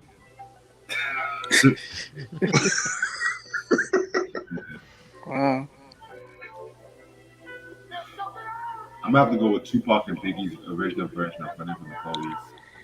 Yeah. That's what I'm about to That's say. hard, man. There's so many like dope unreleased tracks. You know For Eminem, but no. Did Eminem do that? which one? Yeah, he did it. Oh yeah, he redid Running. Oh yeah, before he butt fucked that shit. Yeah, he messed that up. Cause that Before. original version was hard as fuck. With all them Right, other members, Stretch and who else was it? Who was another Outlaws member? right. Gaddafi. Yeah. But I never asked y'all. Have y'all heard that Tupac, Biggie, Heavy D, and Grand Puba song "Let's Get It On"? Yeah, Yeah. that Mhm. was gonna be on that the DJ Eddie F compilation. Yeah, And did it ever come out? 'Cause I never saw it in stores. I could have sworn it did come out. Okay. Yeah, I never heard that album. I remember the song when it came out though. I was on YouTube and nigga was talking shit about Grand Puba's doors first, and I was like, why y'all fuck out dissing Grand Puba just because he's They the only one bugging. alive and shit? Grand Puba first album is a classic, man. They wildin'. Yeah. That's why you didn't get the flowers from motherfucker when they're alive. Yeah, you know. Because God forbid if Grand Puba dies tomorrow, God forbid and shit. Right. I'll be You're like, oh gonna see my how god. many people buy real to real. You thought 3D was good? I didn't like 3D at all. Yeah, 3D was not that good. I did not like that at I all. never heard that album. They were better off not even releasing that album. They should just ended off as fan mail and just did. Yeah, If they would have just done a compilation, I would have respected that. right. Or a live album, some shit. Iron Nine Center of Attention. That's underrated. Definitely That's coming. love that album with Grap Lover and Robbo. What song is That was Pete Rock's group. His little brother Grap Lover was in that group. Iron Nine. that? Oh, okay. Yeah, that dropped like what was that 96, I think. Oh, Yeah, But it was shelved for like many years, and then like it came out in the 2000s. hmm. that Interesting. was one of my favorite unreleased hip hop albums. Yeah. But Yeah. I don't call it hip hop when Q-Tips come out of the abstract. Yes, that's a dope album. That would have changed the fucking game if it was Yeah, he was singing on that album and playing instruments. Like, way before Love Below. yeah, definitely a dope album. That album was also shelved, and then they released it like years later. Yeah, after the Renaissance, I'm just like, Hmm. if he would have came out, that would have brought back his career after that god awful amplified album.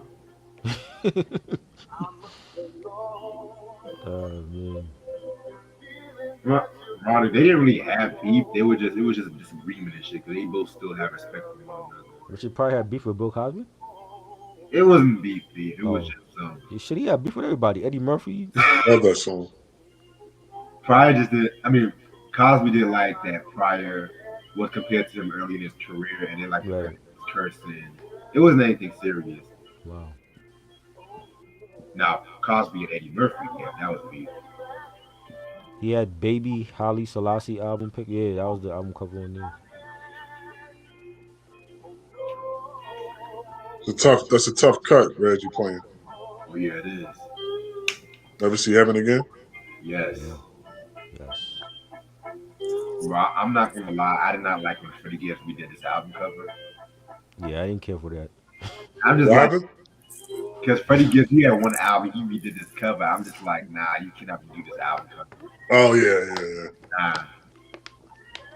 It was crazy. And Freddie looking all confused on the album cover, like I am. Like, Can't do that album cover over. That's and I blasphemy. like Freddie Gibbs, man. I like Freddie. Yeah.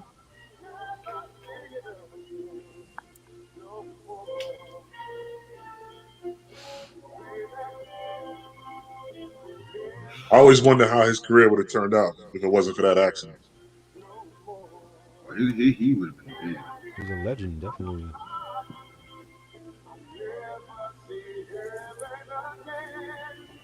Reg, have you ever heard the conspiracy theory that Harold Melvin set him up? I heard about that. Mm. Yeah. I don't know if I believe it, but Wow. I mean, he did try to tamper with some of his cars. A lot of people did try to tamper with some of his cars. I was like, Teddy was pissing off everybody at that time. No, but BJ, did you hear about that story about how there's conspiracy that how he had his manager killed? Yeah, yep, I did. Yeah, Yeah. his girlfriend slash manager. That's wild. Yeah, I was in this documentary. Mm-mm-mm. He even had beef with Bobby Womack too.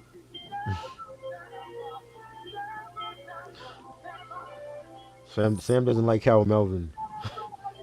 You said what? I said Sam doesn't like Harold Melvin. He called him an asshole. Motherfucker just looks evil. Motherfucker just looks evil and shit.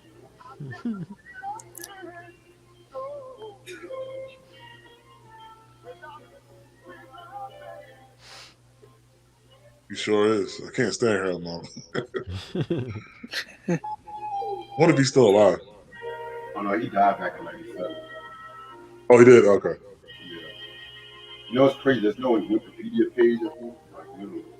Wow. Really? No. What? No Wikipedia page. Wow. Wow. Erased from existence. They said he was an evil man. They said he was angry for like a long portion of his life and shit like that. That's crazy. I didn't know that. Favorite song from AT Aliens? 13th floor. Two dope boys in a Cadillac. A Jazzy Bells. What's up? Jazzy Bells. Jazzy. Oh, oh yeah, the Jezebel joint. Yeah, that was fire. I'll probably go with Elevators. Great. Love that song.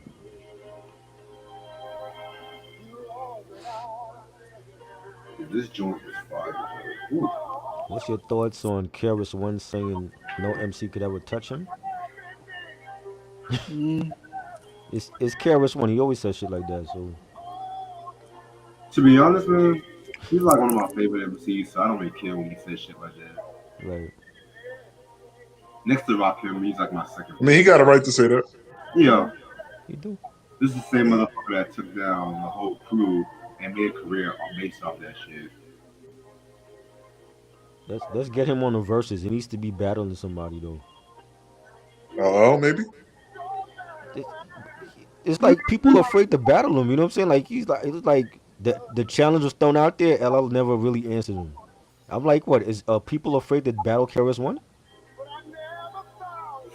You know, I could think How of is his like discography track? his discography is solid up until what's that album, the one with Step Into a World. I forgot the name of the album. I got next.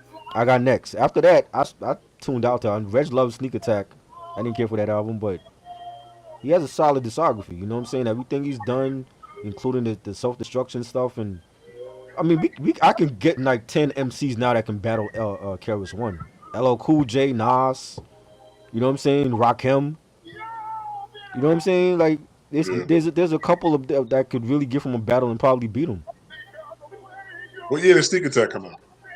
That was what was that? 99, 2000, 2001. 2001. Okay. Oh, okay. I liked Return of the Boom Bap. Oh yes, I love that album. That I need to get that album. I have no KRS One. I have one. I have the self-titled one from '95, but I don't got Return of the Boom Bap. Which one? I liked, of course, Criminal Minded. Yeah. Huh? You said Return of the Boom Bap? Yeah, I don't got that one. I got the '95 one, the self-titled one. I mean, actually, Criminal Minded was Boogie Down, Right. but Return of the Boom Bap was his first album. Yes. That Yeah. and nobody mentions that like the shit that Primo did on there like was phenomenal. Yeah, P is still free. Oh my god. Yeah. Yeah, that was on there. Yeah, we don't talk about KRS enough. Yeah. That's Reg for blame Reg. Oh no, that's Zion. Huh? Zion was the one.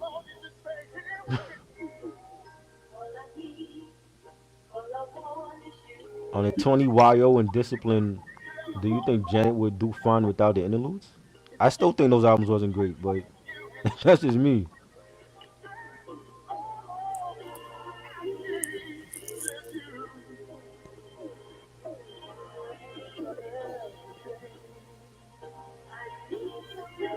Something I respect about Karis when he doesn't just rap hip hop, he lives hip hop. Yeah, definitely.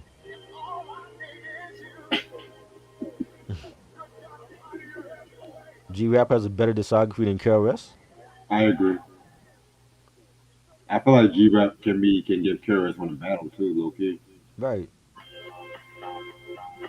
See, niggas be sleeping on G Rap. Y'all motherfuckers be sleeping on G Rap and shit.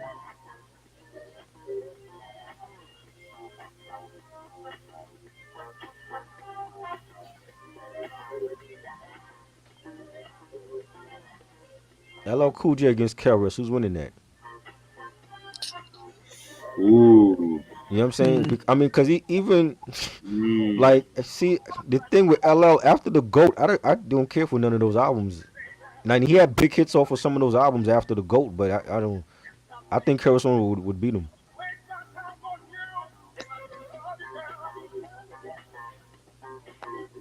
You know.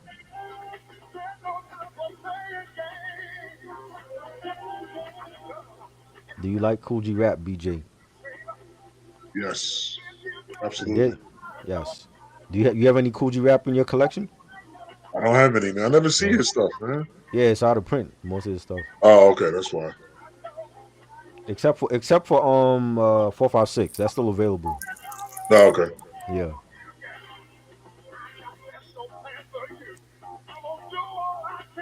Yeah, I had to hunt down his albums. Like Yeah. 2018, I had to hunt down all his fucking albums, man. I'm telling you. Crazy. I even got the Rated Triple X album and shit. Right. Lonnie said, cool in the game, you don't have to change or Summer Madness. I'm gonna go with you don't have to change. I love Summer Madness.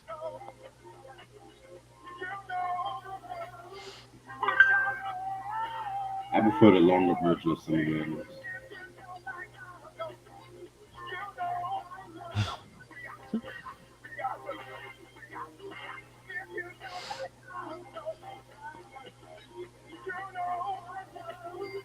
What you think? What you think, Q? Who's beating? Who's winning? Karis One or LL? LL. LL. Hmm. LL has, the thing that's on LL's side is the females. Like he has a huge female fan base that will probably sway in his favor. Mm, Just like Drake. If you put Drake against LL, who's winning that? Because they both have like a huge female fan base. yeah, that's true. Al Pacino or Joe Pesci? Ow. Definitely Al Al. Pacino. Oh, Scarface, come on. Joe ain't beating Scarface.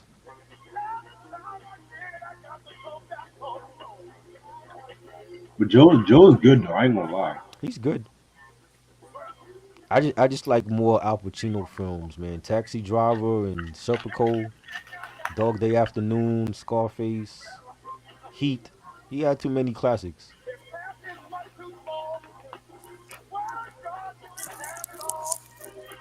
Oh.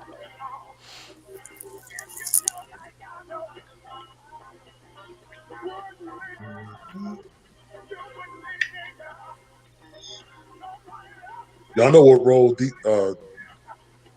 Nice played in Boogie Down? No. He was like one of the members, like affiliated with them. Yeah, Yeah, Like the when he was beatbox. dropping like crumbs on the table and Call Me the Nice, he was like part of like down with them. My name is D Nice. Yeah. yeah. Most Def versus Kanye West. Kanye West. Most most deaf. Most Def beating Kanye West. Yeah. You think so? Oh, like we talking about in the verses? I'm assuming that's what Zion is saying in like in a versus battle. Who's winning there? If it's a verses, I'm gonna say Kanye. Kanye winning that. But lyrically, most deaf. Yeah, lyrically, most Def. Like Most deaf over Kanye got everybody. things. Yes. Most deaf over everybody, man. Fuck that. Favorite favorite song, Organized Noise produced. It's too elevated. many, man. It's too many. Yeah, it's too many. Yeah, they did Rosa Um, Parks. yeah, I believe they did. I believe they did that. That was a great song. The Art of Storytelling, West Savannah. Yeah, I mean, yep. Waterfalls for TLC.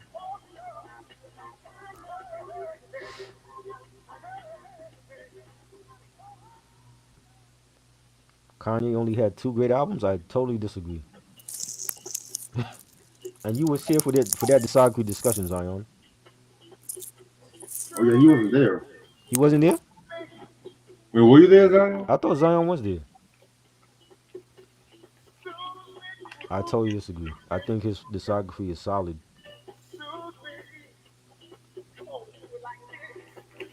Sticky Fingers or Federal Star. Sticky, definitely.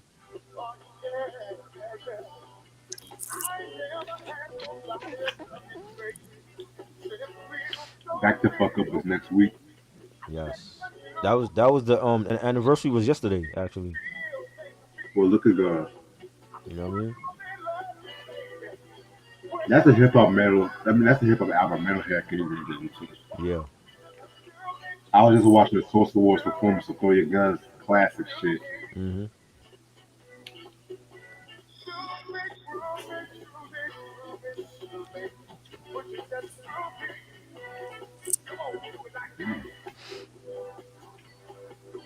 Yep. 808 album. I love it. I thought it was a dope album.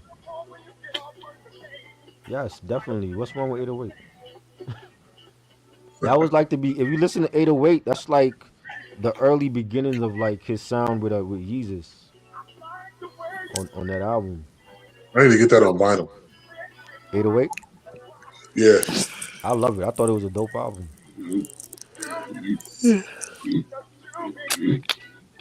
It's always been techno shit in hip hop, Zion. Like, you know what I'm saying? You act like that's something that Kanye West invented.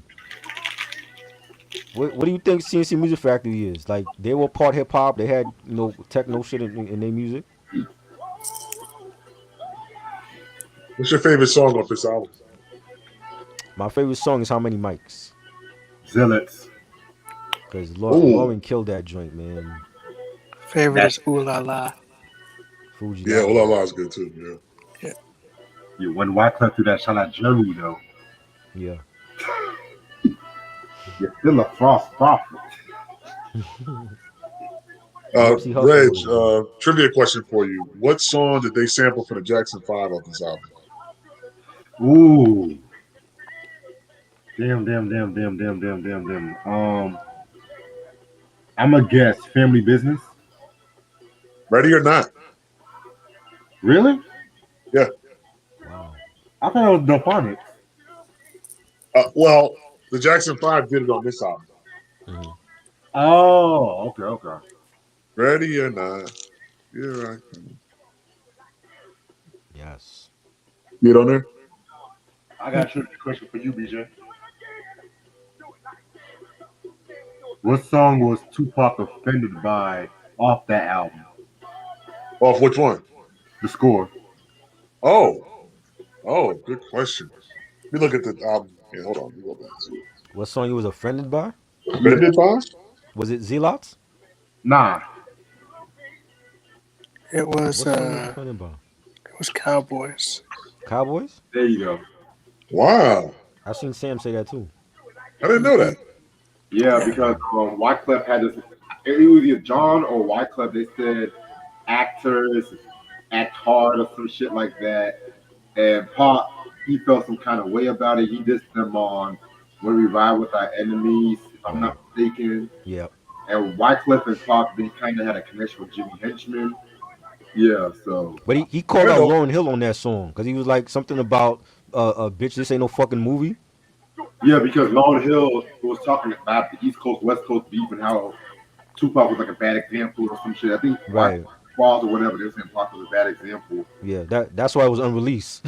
He's calling mad people out on that song. Wow, And I didn't know he that. Yeah. destroyed them on it. He Yep. did. And he called out the Come brat. He called out Jermaine Dupri Yep. What song Yeah. was this? when we ride on our enemies. What album? It's unreleased. It's from like the Machiavelli bootlegs. Oh, okay, gotcha. Yeah, but you can find it I on didn't YouTube realize he though. was alive when that album came out. Wow. Yeah, 96. It came out the same day as All Eyes on Me, Yeah. February 96. Oh, that's right. You're right. Yeah, You're right. I forgot about And that. Mad Skills too, and Mad Skills, right? but no one cares. No. No one cared about that. Oh man, I didn't realize that. I thought he was dead yeah. already by the time. Nah, They didn't care about him until he did them New Year's wrap ups. Because he died in September '96. That's right. right. And he Yeah. did like so much in that little short amount of time for Death Row. Mm-hmm. That's crazy. Yo, In Sam, 25 years. yo, Yeah. Sam, let's talk about Drop a Gem on. Drop a Gem on. Let's talk about that one. Again, I love the song, but they didn't call out his name. You know what I'm saying? And I'm like, is the whole East Coast afraid of Pac? But they still went after Pop though. Yes, they did. They went after Pop though. But if you listen to the lyrics, they were saying some real What stuff. my whole thing is, Tupac called him out on more than one song that's unreleased. Still, they never said his name. But when Jay-Z call you out, you say his name on the Infamy album. Why you didn't do that with Pac? You feel what I'm saying? So it's like, were they Exactly. more afraid of? They felt like Pac was more of a threat than Jay-Z. I guess so. Woo! You feel? Because Pac wasn't afraid. If he had beef with you, he called you out by name. This is something that they don't do anymore. Really in hip hop, they call you out by name. If he had beef with the Fugees, he called them out. He called call out the Brat, called out the whole Bad Boy and Jay-Z and Mobb Deep. He didn't Jermaine care. Dupri.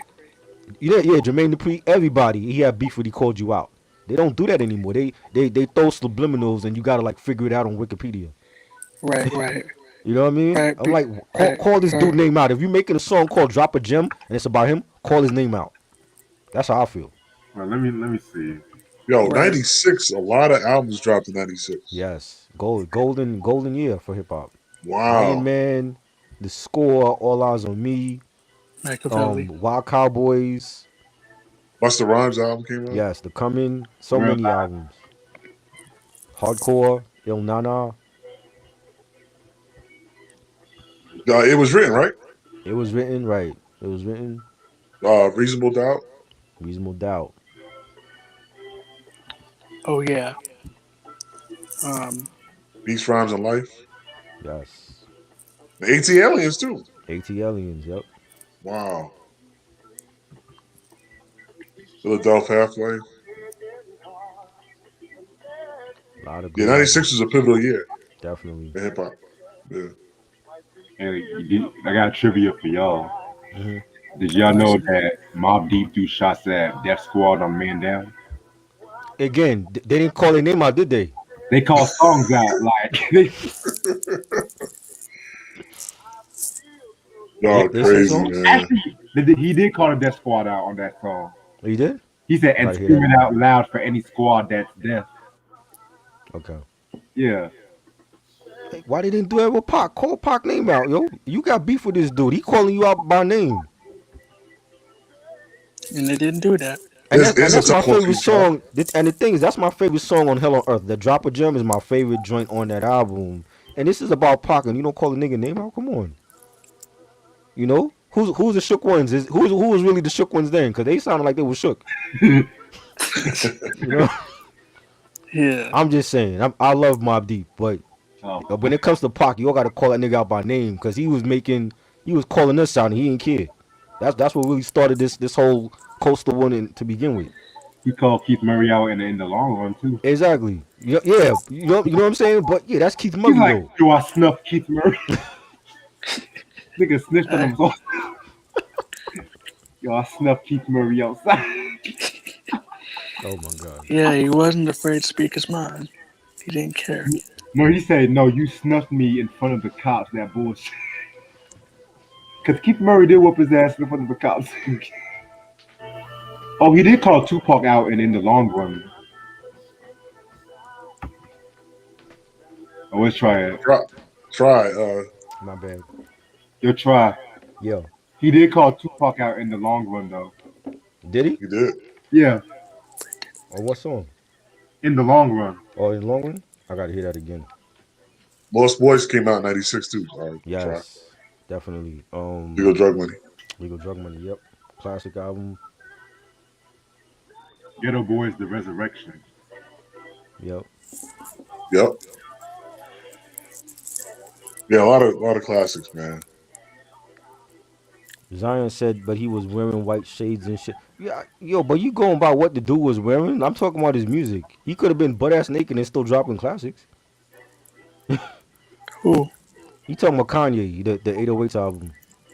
Oh, Shit, Andre dressed weird and shit. He was dropping class. Yeah, that didn't stop him.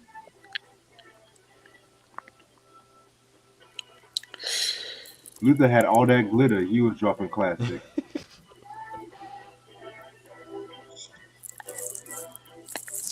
Better I'm a producer, fan. Havoc, or is it? So I'm a somebody fan. needs to do a ranking of the best albums of '96. Ooh, We could do it. You know what I'm saying? Who had okay? Which album was better, Foxy, Il Nana, or Lil Kim? hardcore. Walker. Okay, I I say that don't too. know. I love both of them, man. hardcore. I like both of them too. Yeah. I love both of Shit. them. But to me, hardcore, that's just more seminal to me. I don't know. Now it's back in the perfect era for Lil Kim. Before everything. Man, Redman dropped Muddy Waters in '96. Muddy I don't Waters. remember Yep, that that. was '96. Machiavelli was '96. Yeah, I just said that. Yep. Ghostface Iron Man. Mm-hmm. Yeah, Iron Man. Yeah. OGC the Storm. So many. Real Life. Real Life's first album. Right. The turnaround. Cypress Hill, Unreleased and Revamped. Yes. And even the soundtracks too. Let's not forget those. Right. Don't don't Yep. be Phantom Menace. Sunset Park. Mm-hmm. Even though that movie was trash. That was an after school special. Yeah. Did you guys know that song "High Till I Die"? Yep. Yes. That was dope. Underrated Tupac song. Yep. Helter Skelter, Nocturnal. Yeah. A Death Row Christmas. Yes. Underrated. Eminem's Infinite sucks. I'm sorry. And I'm not really a big fan of that album. It's okay. I mean, it was good, but it wasn't. It's not as great as people make it out to be.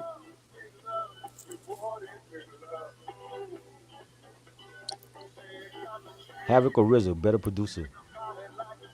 RZA. RZA. RZA. RZA. I love Havoc up until like the Infamy album.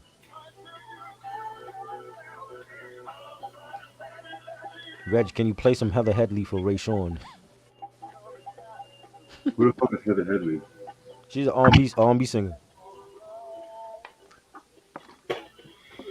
Well, y'all gonna have to give me some money for this request. This ain't no fucking quiet. I'm fucking with you. Y'all ever tried in Ethiopian food? I never tried it. What is it good?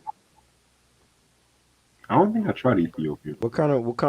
What's their famous dishes? Heather Hunter? No, Heather Hunter is the porno star, not Heather Hunter. You talking about Heather Headley? That's the neo singer, neo soul singer. Oh, we're talking about. Oh man. Reg, do you like Denise Williams' first album? Love it. I have that too. Yeah, man. This is Nisi. Oh my god, man. Ooh. I got that one on vinyl. This is Nisi.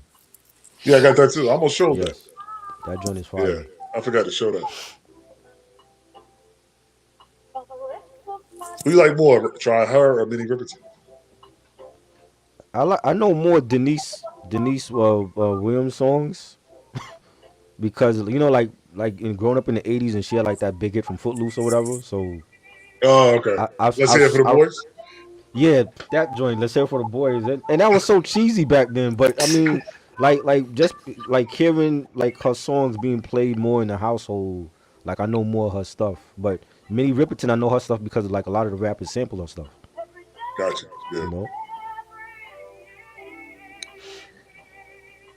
Did you guys hear Ariana Grande is going to be the new, be the new coach on The Voice? Really? No, I didn't hear Yep, that. Wow. What's she gonna I do? have. What more? She gonna be on she's The going to Voice? be the new coach on The Voice. Oh, well, Yeah. they actually got somebody who can sing as a coach. So that's good. Mhm. Isn't that the one with Adam Levine? Yeah. Yeah, Yeah. And the wannabe Mick Jagger.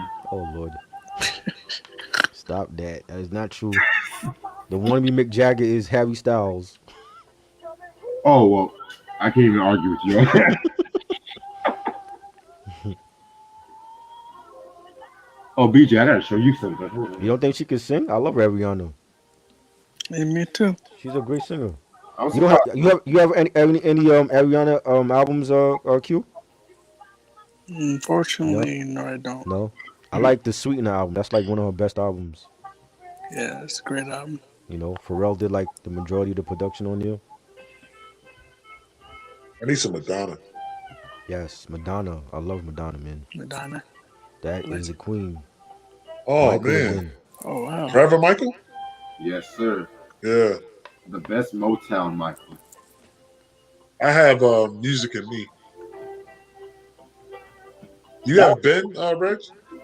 nah, I don't have Ben yet. Yeah, I I don't got have Ben. that either. I got Actually, that. I think I do. You Hold got on. that, Try? Yeah, I got that on vinyl. Hold up. Wow.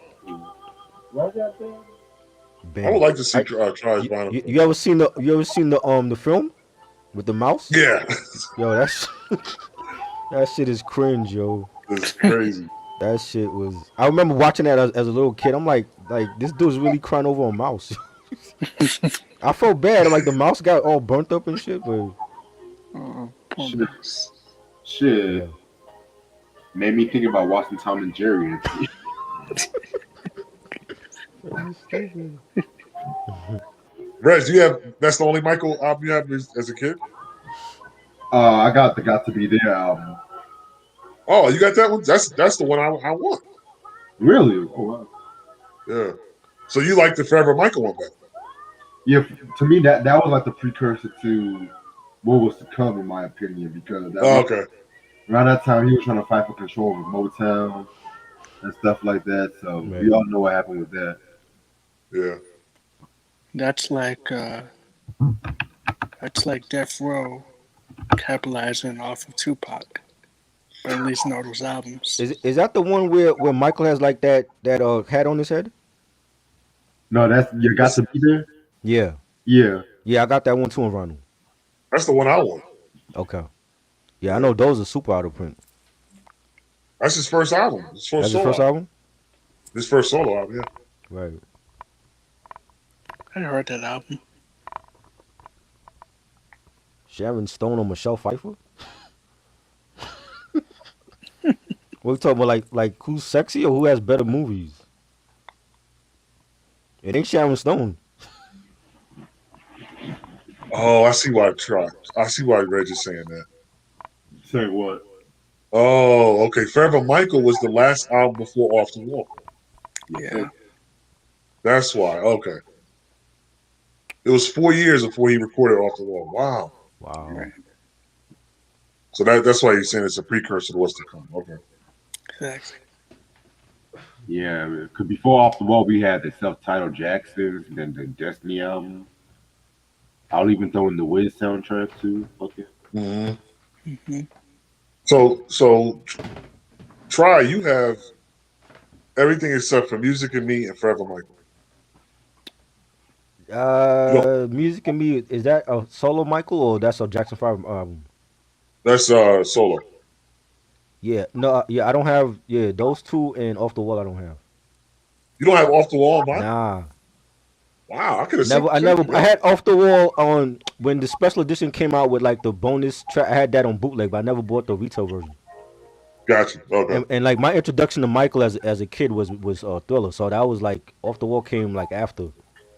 Gotcha. Like that came before like my introduction to music. So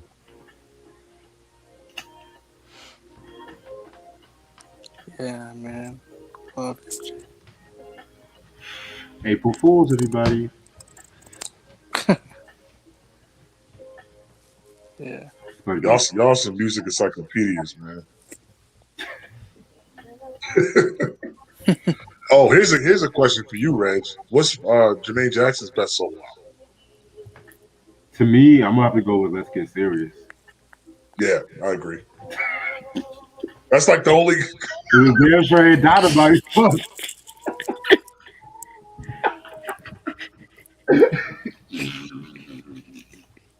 Oh man, he could sing, but he just never. I don't know why he never.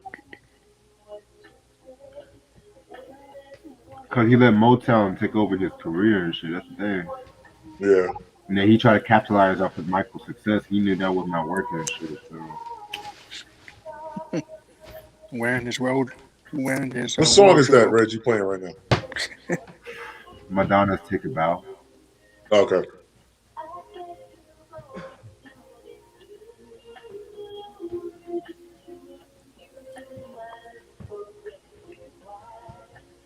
I always like that song. You said what?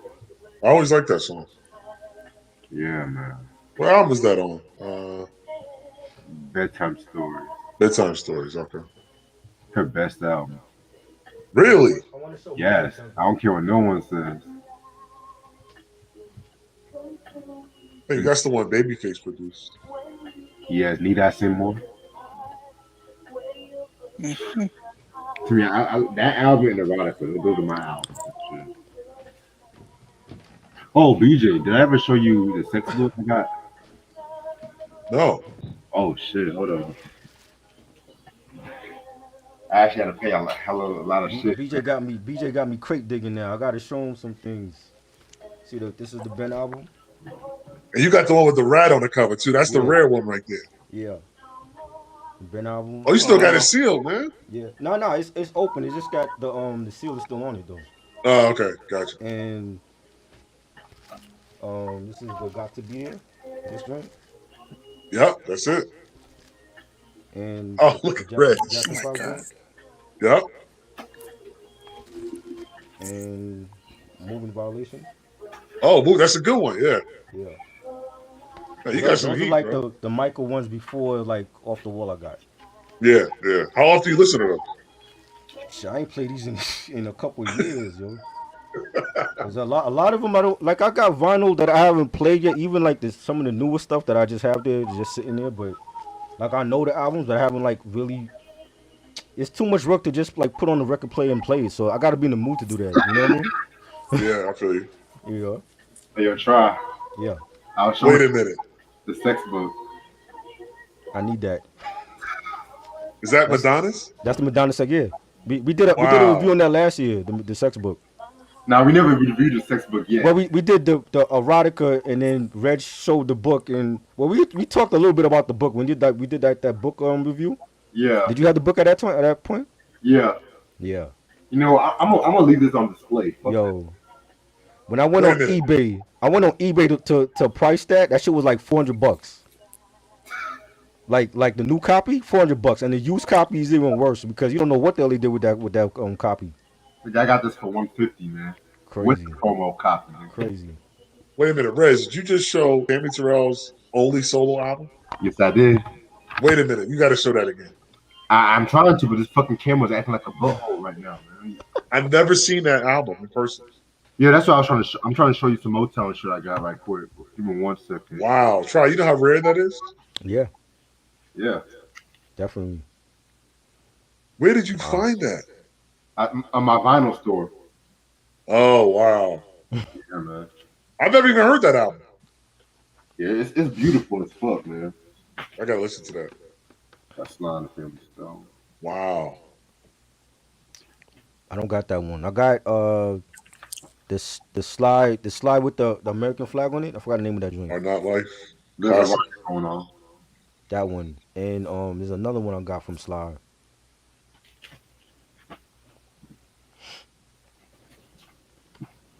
I wonder how many y'all have. Oh, Ice-T. Wow. Yeah. Classic. I wasn't big on Ice-T. Like I only listened to OG. The OG album was fire. That joint is one of his best to me. Oh, yeah, I got that. Yeah. Minnie Riperton. Yeah. You ever heard I love that Home album. Invasion? Huh? Salt and pepper. Yes. Oh, okay. Classic. Reg actually got that on CD from me. I had that on cassette back in the day, and I got the CD from him. So thank you for that, man. Oh, you already know. And check your messages too, by the way. Okay. My phone's Reg, are charging. you into live albums? Am I into live albums? Oh, yes, sir. Oh, Genuine. That was a good Genuine. album. Wow. His That was last a good good album, one. too. Yeah, his last good album. Yeah. Classic. What's your favorite live album? Everybody, what's everyone's favorite live album? Fuck you. I'm not big Um, on live albums. I like the Jay-Z Unplugged album. I have that one, and I believe I got 2 James Brown live albums. I like the James Brown Live at the Apollo. That one I got. I got that one on vinyl, and there's I another one almost I bought got that the other day. Yeah. I should have bought that. That's I a would real. say I saw that album for like $800 at some point too. What's that? Dougie Fresh's album, the one I just showed. Oh, I need to wow. get that. I just saw that the other day. Shit. Might have to 800. go back and get that. My second favorite Tina Marie Tina album. Marie. Nice. Fuck this goddamn camera, shit. Lady T. I have Lady T on vinyl. You know So what? my favorite live album probably be Marvin Gaye. Woo! ooh, The one where he sung Distant Lover and the girls are screaming. The 1974 one. Yeah. Sam said his favorite is Black Flag Live 84. Ooh, that's some raw ass shit. Yeah, Black Flag. Okay. I'm trying to think. I got a lot of live albums actually. Cypress Hill Live at the Fillmore. I think I saw that though. Cause they have like the DVD for that. I remember seeing that. Who was that? Red Fox, Bear Red Fest. Fox. Oh wow. Wow. That's a comedy album? Yes, sir. MTV Unplugged. That was a dope one. The Nirvana live one. Unplugged.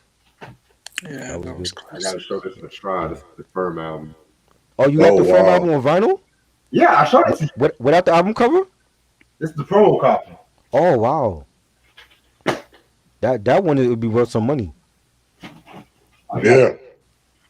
That's crazy. I told y'all I got that album. I What's the most never seen the viable- promo copy on vinyl before. What's the most valuable album y'all got in your collection? I got a lot. On vinyl? Yeah. Shit. I got the Sam Cooke live. Autograph Diana Ross. Diana album. Get out of here. Yeah. Autograph the Barbra Streisand Greatest Hits on vinyl. Wow. That's crazy. There's a lot. A lot of mine are like the OG copy, like first pressing. It's not like no rebought, no reissue. Reissue? Yeah. Yeah. Man, y'all got me crazy. How can you tell if it's original? Like you can tell like with the detailing, like the labeling, like for instance, like for LL Cool J, Mama Said Knock You Out, the OG copy has the white lettering, like with when it says Mama Said Knock You Out, the repress has the red lettering, and Okay. they like later on, like for the remastered versions, they might add like bonus cuts and stuff like that. But you're a digger like us, like you would know the difference between the remastered. Sometimes it might say remastered on it as well. Like the Chronic one says digitally remastered on that one, and then like the OG copy don't have that. I always go by if it does have a barcode too. Right, and the barcode, Yeah. right.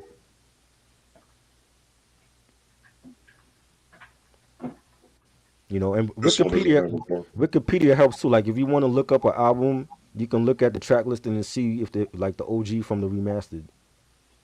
Got you. You know. Sam said Diana Ross Live 83 in New York. I remember that show because that show, we had a bad thunderstorm. She performed in Central Park in New York. And I remember seeing that on the news. And when she didn't get off the stage. She was performing while there was lightning like coming down in back of her. Hey guys. Wow. That was summer 83 in New York City. Hey guys, I'm gonna keep it going on, but I'm gonna get my laundry and shit situated right quick. Huh? Yeah. All right. I didn't know they had that on vinyl, that Diana Ross show. No way. Yeah, that's one of you could look that up. That was like she didn't get off the stage for nothing. Like she was performing, it was rain pouring down, everything. It was in Central Park. Yeah, 83, some 83. And I think that was after Motown 25, right? I believe it was. I Okay. believe it was. 'Cause I saw Motown 25 when I was a little kid, so I don't know like the exact like date and all that for that. Yeah. I wonder if they have that on vinyl. The Diana Ross someone? Yeah. Well, he said I'm assuming that's what he meant, like the Diana Ross one from '83. Who said that? Sam? Sam, yeah. Sam, do you have that on vinyl? Prodigy was at the show. He He said said Prodigy was at the Prodigy was show. at the show. How you know all that? Prodigy was at the show. How does he know that? Yeah. Come on, yo. Were you looking shit up on Wikipedia? I was 2 months old when that show happened. How you know all that? They said that it was a lightning storm so bad they almost had to cancel it. Yes. And I remember seeing the that was like a big story on the 11 o'clock news. They talked about that.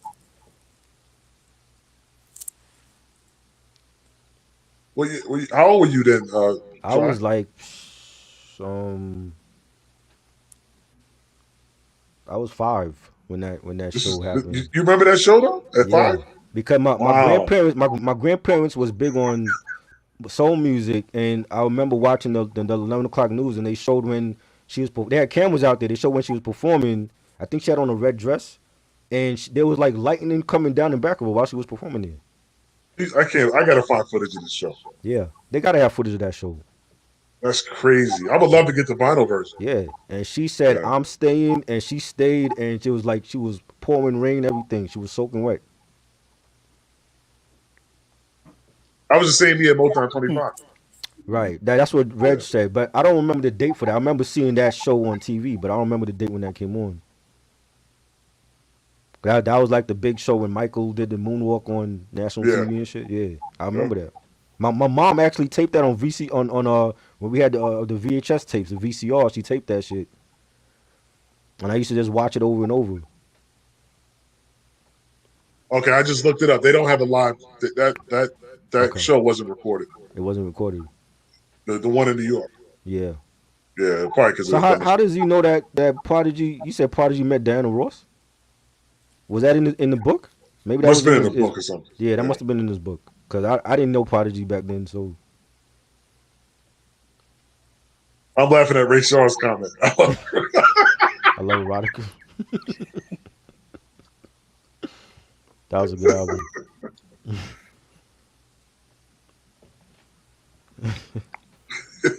That's funny.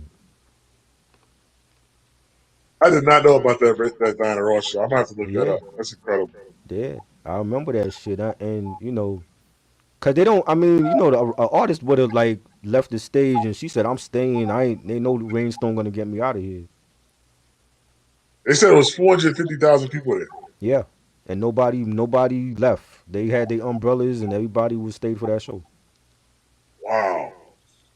You know, that's still considered one of the best shows in Central Park, like ever. Really? In Yeah, history? like Yeah. best live shows ever. Yeah. Oh, she did Muscles there too. That song. I love that song, Muscles. Yeah. Favorite. Michael Jackson wrote that. Ronnie said favorite Prince song. What's your favorite Prince song? Oh, the Ballad of Dorothy Parker. Okay. That's off of Sign of the Times. Right. Good song. What's your favorite Prince song, Marquise? I would say Lady Cab Driver. Oh, good one. Wow. Damn. I don't know. I got too many, man. I got Raspberry Beret and um anything off of Purple Rain. So many, so many. Money Don't Matter Tonight. Yeah. Prodigy saw Scarface in the theater. You must be getting that from the book, cause I don't know none of that. Yeah. But anyway, guys, I gotta go. Yeah. All right. Thanks for joining us, man. All right, Okay. man. Thanks for having me. No doubt. Joe Ratchet Later. said I'm getting out of here. All right. All right. All right. I'm gonna stay on till 2, but I'm gonna do Yeah. that. All right. Peace, y'all. Peace. Peace. You know, I don't have not one Diana Ross album. Oh wow. Yeah, I don't know. You wasn't a big fan of Diana? I mean, yeah, not really. Right. I should have at least one though, you know. Right. Just But one. yeah, I can't figure out which one to get because I don't never hear about which one is a classic versus all Right. the rest of them. Yeah. Diana is definitely one of her best. And the first solo album, I think that was I forgot what year it was, 72, I think that was. I forgot. I know we talked about that last year. I forgot. I got asked Reg the year that came out, our first solo album. It was 1970. 70? It might be 70. Yeah, Yeah, she was I never young. see that one either. Yeah, that one was good too. Never see that one. Uh, oh yeah, you said it's in Prodigy's book. Yeah, I don't have Prodigy's book. That's why I didn't know about that. So he talked about going to see Diana Ross and Scarface in the theater. Wow. That's dope. I wonder if she remember him. Favorite Prince album, Ronnie asks. Oh, for me, it's a cross between 1999 and Silent Time. Great albums. Um, Damn, I don't know. Purple Rain, Parade, Sign of the Times. It's I love a lot of his my Batman soundtrack. I thought that was great. Hmm. You know, he has a lot, man. Even the underrated ones like Chaos and Disorder. You know the Come album. Like I love those albums just as much as the classic ones. Yeah, me too. You know, Diamonds and Pearls. Yes, that was a great one. Love Symbol, like Ray Sean said, I like that one too. Yeah. Do you like Missy Elliott? Ronnie asks. Yeah, Definitely love yeah, Missy. I like it. I think after Lauryn Hill, like Missy carried that torch for the females, you know. Hmm. And like her first like 3 or 4 like were great albums.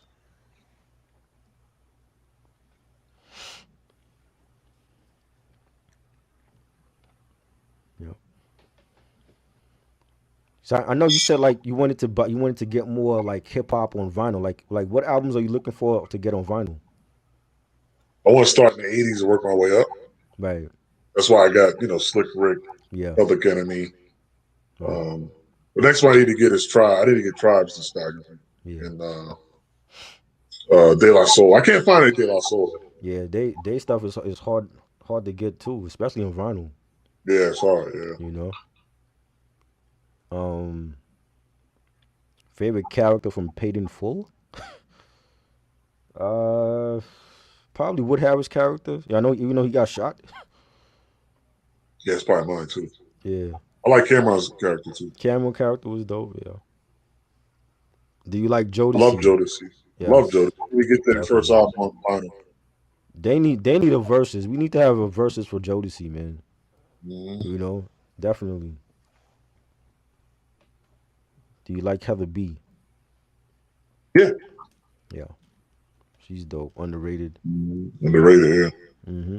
I know she's doing that real world reunion now. I just saw Hopefully, that. yeah. Yeah. I haven't watched it. I saw the commercial for it. I'm like, they really doing that? After all these years, why are they doing that? He was on the first one. Yeah, I remember. Yeah. I wasn't a fan. I started watching that like probably when the San Francisco one, when they had the one with Puck and with Tammy. You know, y'all know Tammy from Love and Hip Hop, and Hmm. she married Kenny Anderson from the Nets or whatever back in the day, and had a kid with him. And I watched the San Francisco one. I wasn't really big on Real World when that first started though. Yeah. Same here. Yeah, Jodeci versus Drew Hill. Jodeci beating Drew Hill to me. I was never a big fan of Drew Hill like that. Do you like Drew Hill? Yes, I love Drew Hill. Ronnie, just ask him every R&B group that he likes, yo. you ask him about Josie, you ask him about Missy Elliott, like just ask him everything. Anybody does he like? Third album by Josie, yeah, that was great. That was a good one. Yeah, Drew Hill's first album is good. yeah,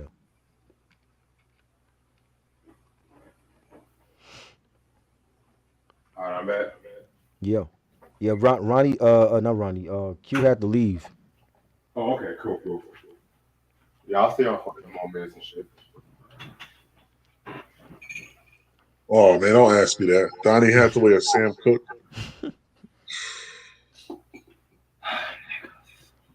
That's not even right.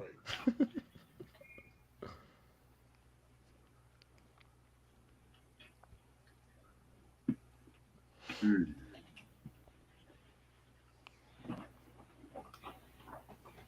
I can't even answer that question.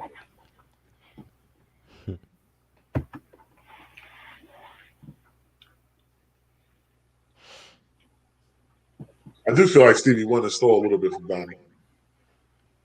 You feel what? Stevie Wonder took a little bit from Donnie Hathaway. Interesting. What you mean by that? Like you notice, like around 1970, what year did Talking Book come out? 82? No, Talking Book. Oh, 72. Okay. His music started changing around that time. That's when Donnie was. When did Donnie come out? 70, 69. Okay. My brother always said that, and I thought that was interesting. Not saying he stole from him, but I think he was influenced by him more than he lets people know. I can see that in a way. Yeah. I mean, Stevie Wonder is his own artist. I'm not saying he did not, you know what I mean? But it just seemed like his music changed around that time. If anything, I kind of felt like if he was influenced by somebody, it was Marvin, to be real with you. Yeah, Marvin too. Yeah. I guess I just think Donnie because of the piano. Yeah. Yeah. New Edition or Temptations? Sometimes. Two different eras, man. Well, no, I will say New Edition was my Temptations in the '80s, so I'm going with New Edition. I would. The better one is Temptations versus the Four Tops. Right. Mm.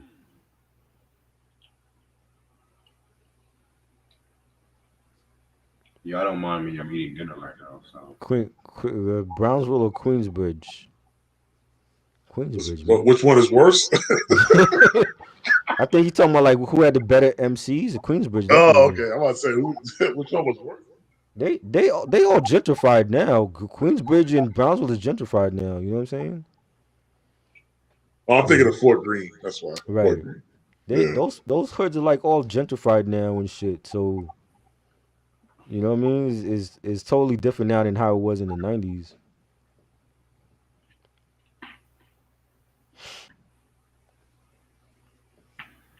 Mm. Mm. Nah, New Edition ain't touching the Temptations. I'm sorry. I concur. I disagree. No way. I disagree. New Edition had. If we play, is this the end? What you putting up against that? Just my imagination. That would be an interesting battle. That'd be an interesting battle. All the Temptations did, so. They all dead? Yeah. Oh Except, man. except Otis. Oh, except Odie. Of course, your boy. What album was this the end on? The Candy Girl. Oh, that's right. Candy, the first album. Yeah, Duh. yeah. Yeah.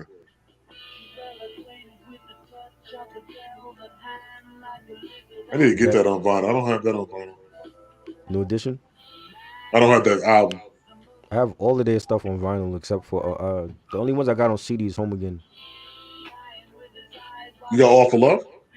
I have all their stuff on vinyl. Wow. Blue Moon, even the Blue Moon album. Remember the Blue Moon album? They did like the cover the '50s song. Yeah, I have Yeah. that on vinyl. I got Heartbreak and I got New Edition. Heartbreak I had on cassette. I don't have it on vinyl or CD yet, but I had Heartbreak on cassette. Gotcha. Home Again I have on CD, and I got the greatest hits on CD. I never listened to Under the Blue Moon. That was I don't see. That was the first album they did after Bobby left, so it was like 4 of them on there. That's before they got Johnny, and like even when that album came out, a lot of people didn't like it because they were like covering like the older music, Tears on My Pillow and Earth Angel and all that, and it didn't really do good like sales wise. Bobby's solo album, First Baby, didn't do that good either. Huh? Oh yeah, that's right. His first one didn't do good, right? So both of them were caught up in limbo. Yeah. Yeah, because they wasn't Yeah. used to him being solo. That's what happened. That might be an interesting review one day. Yeah, we could do that. Bobby's first solo album? And New Edition. Both that and New Edition do all Blue Moon album. Yeah. Reg always says that. That's his favorite line from the Temptations movie. What? Ain't nobody come to see you, Otis.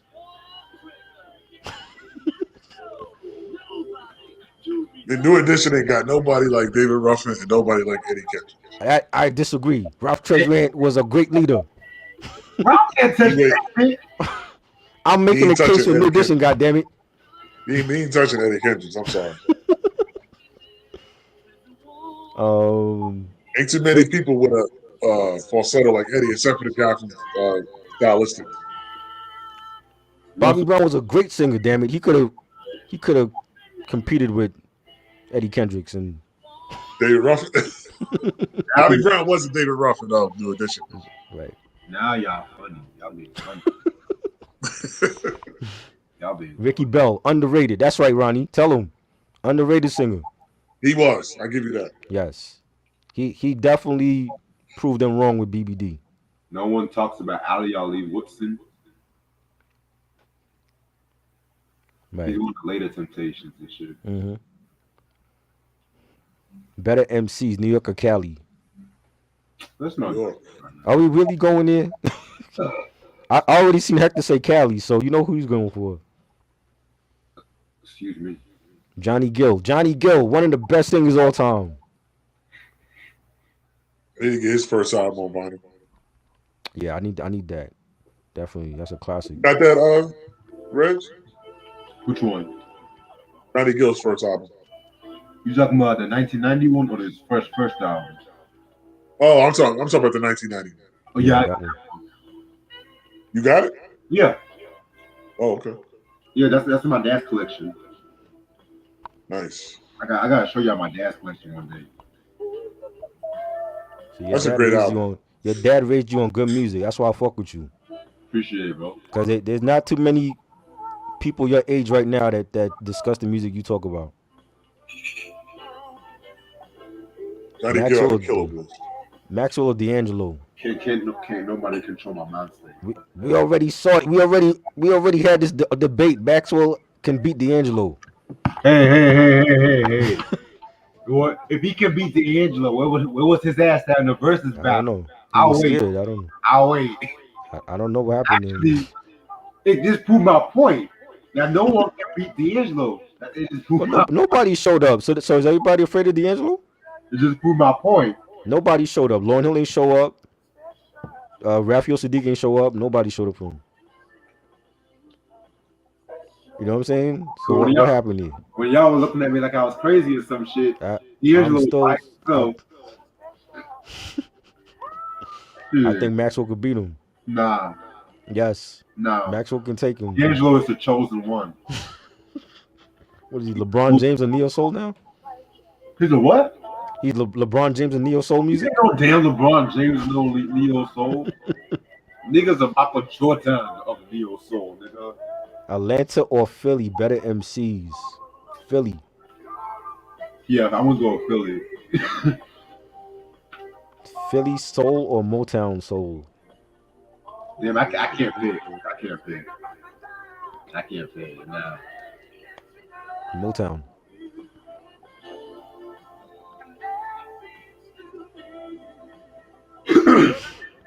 Speaking of Motown DJ, have you heard of this group called High Energy? Yes. Yeah, underrated Motown group. Yep. A lot of people don't know about them. Yep.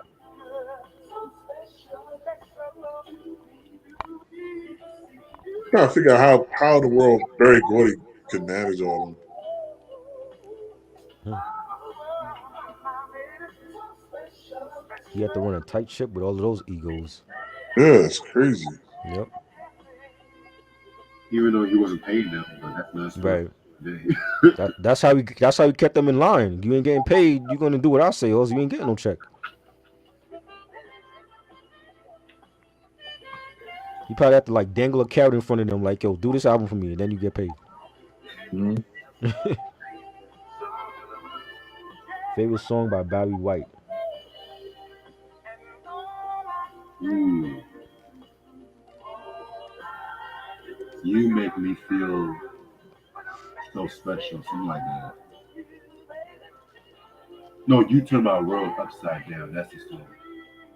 Yes.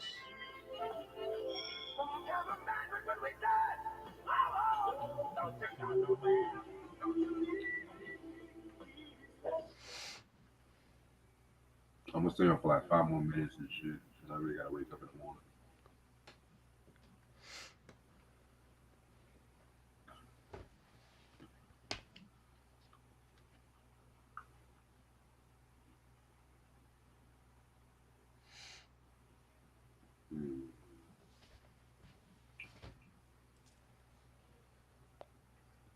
Y'all ready for this West Coast Supergroup album? I don't even know. I hope it's good. What is it? The greatest West Coast album. I hope it's good. The fucking greatest West Coast album. Oh yeah, opening day baseball is later on. I forgot about that.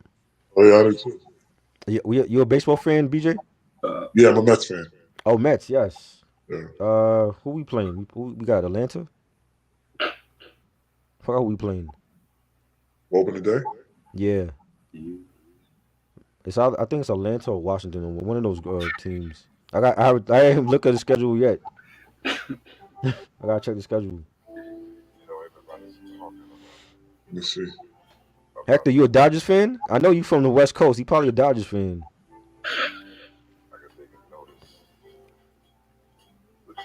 Try. You got any Pac albums on vinyl? Pac albums? Yeah.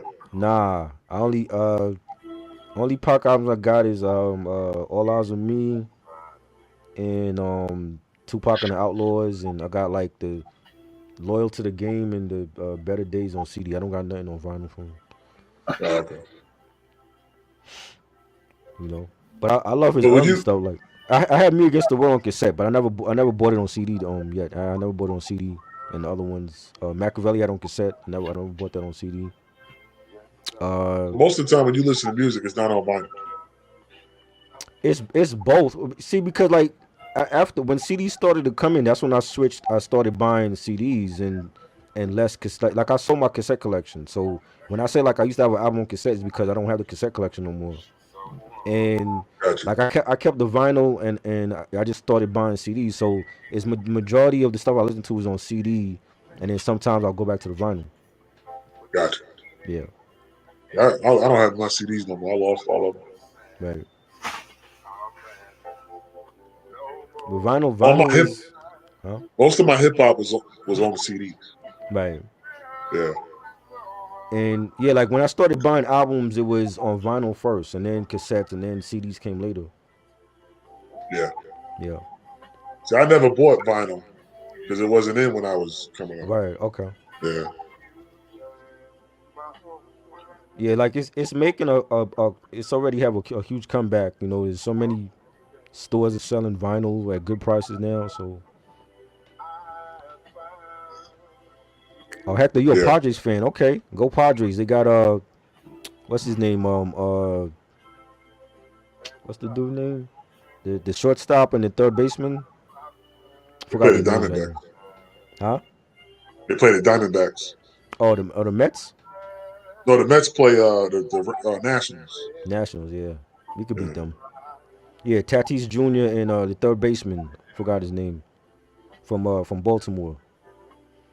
Padres got a good team this year. I thought for sure they would have gave the Dodgers a better playoff series last year, but they signed Tatis Jr. to like that like 14-year deal for like was it like 400 million? Mm-hmm. Manny Machado, yeah. Two good plays on the team. So I mean they looking to make win the goal. So I mean I hope it works out for them. Mm-hmm.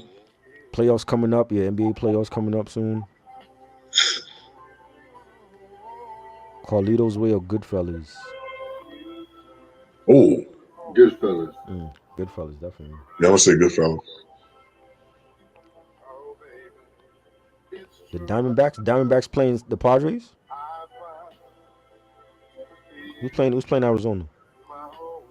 Uh, Padres. Oh, Padres. Yeah, they could beat Arizona. They could win that series.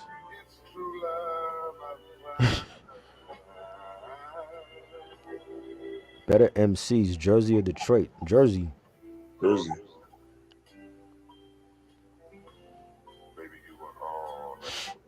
All right, y'all. I'm about to end it off for tonight and shit. All right. This has All been right. fun. Very dope review on OutKast's Southern Playalistic Cadillac Music. Right. Tomorrow night we are talking about Joey Badass's recent album, All American Badass. Mm-hmm. Really cannot wait to talk about that one. Yeah. I'm gonna actually push the review back to 11:30 because I got a gig that night. I don't know what time I'll actually be back home. Hopefully by 11 I should be back. Okay. I'm back by 11. I'll probably start a little early, but I'll let y'all know. But hopefully y'all subscribe to the channel, share the video. I will see y'all. Thank you so much, BJ. Shout out Yes. again Thanks, to BJ. Q. No Um, doubt. all right. Hope everyone has a good night. Peace. Peace, man. All right. Peace. All right.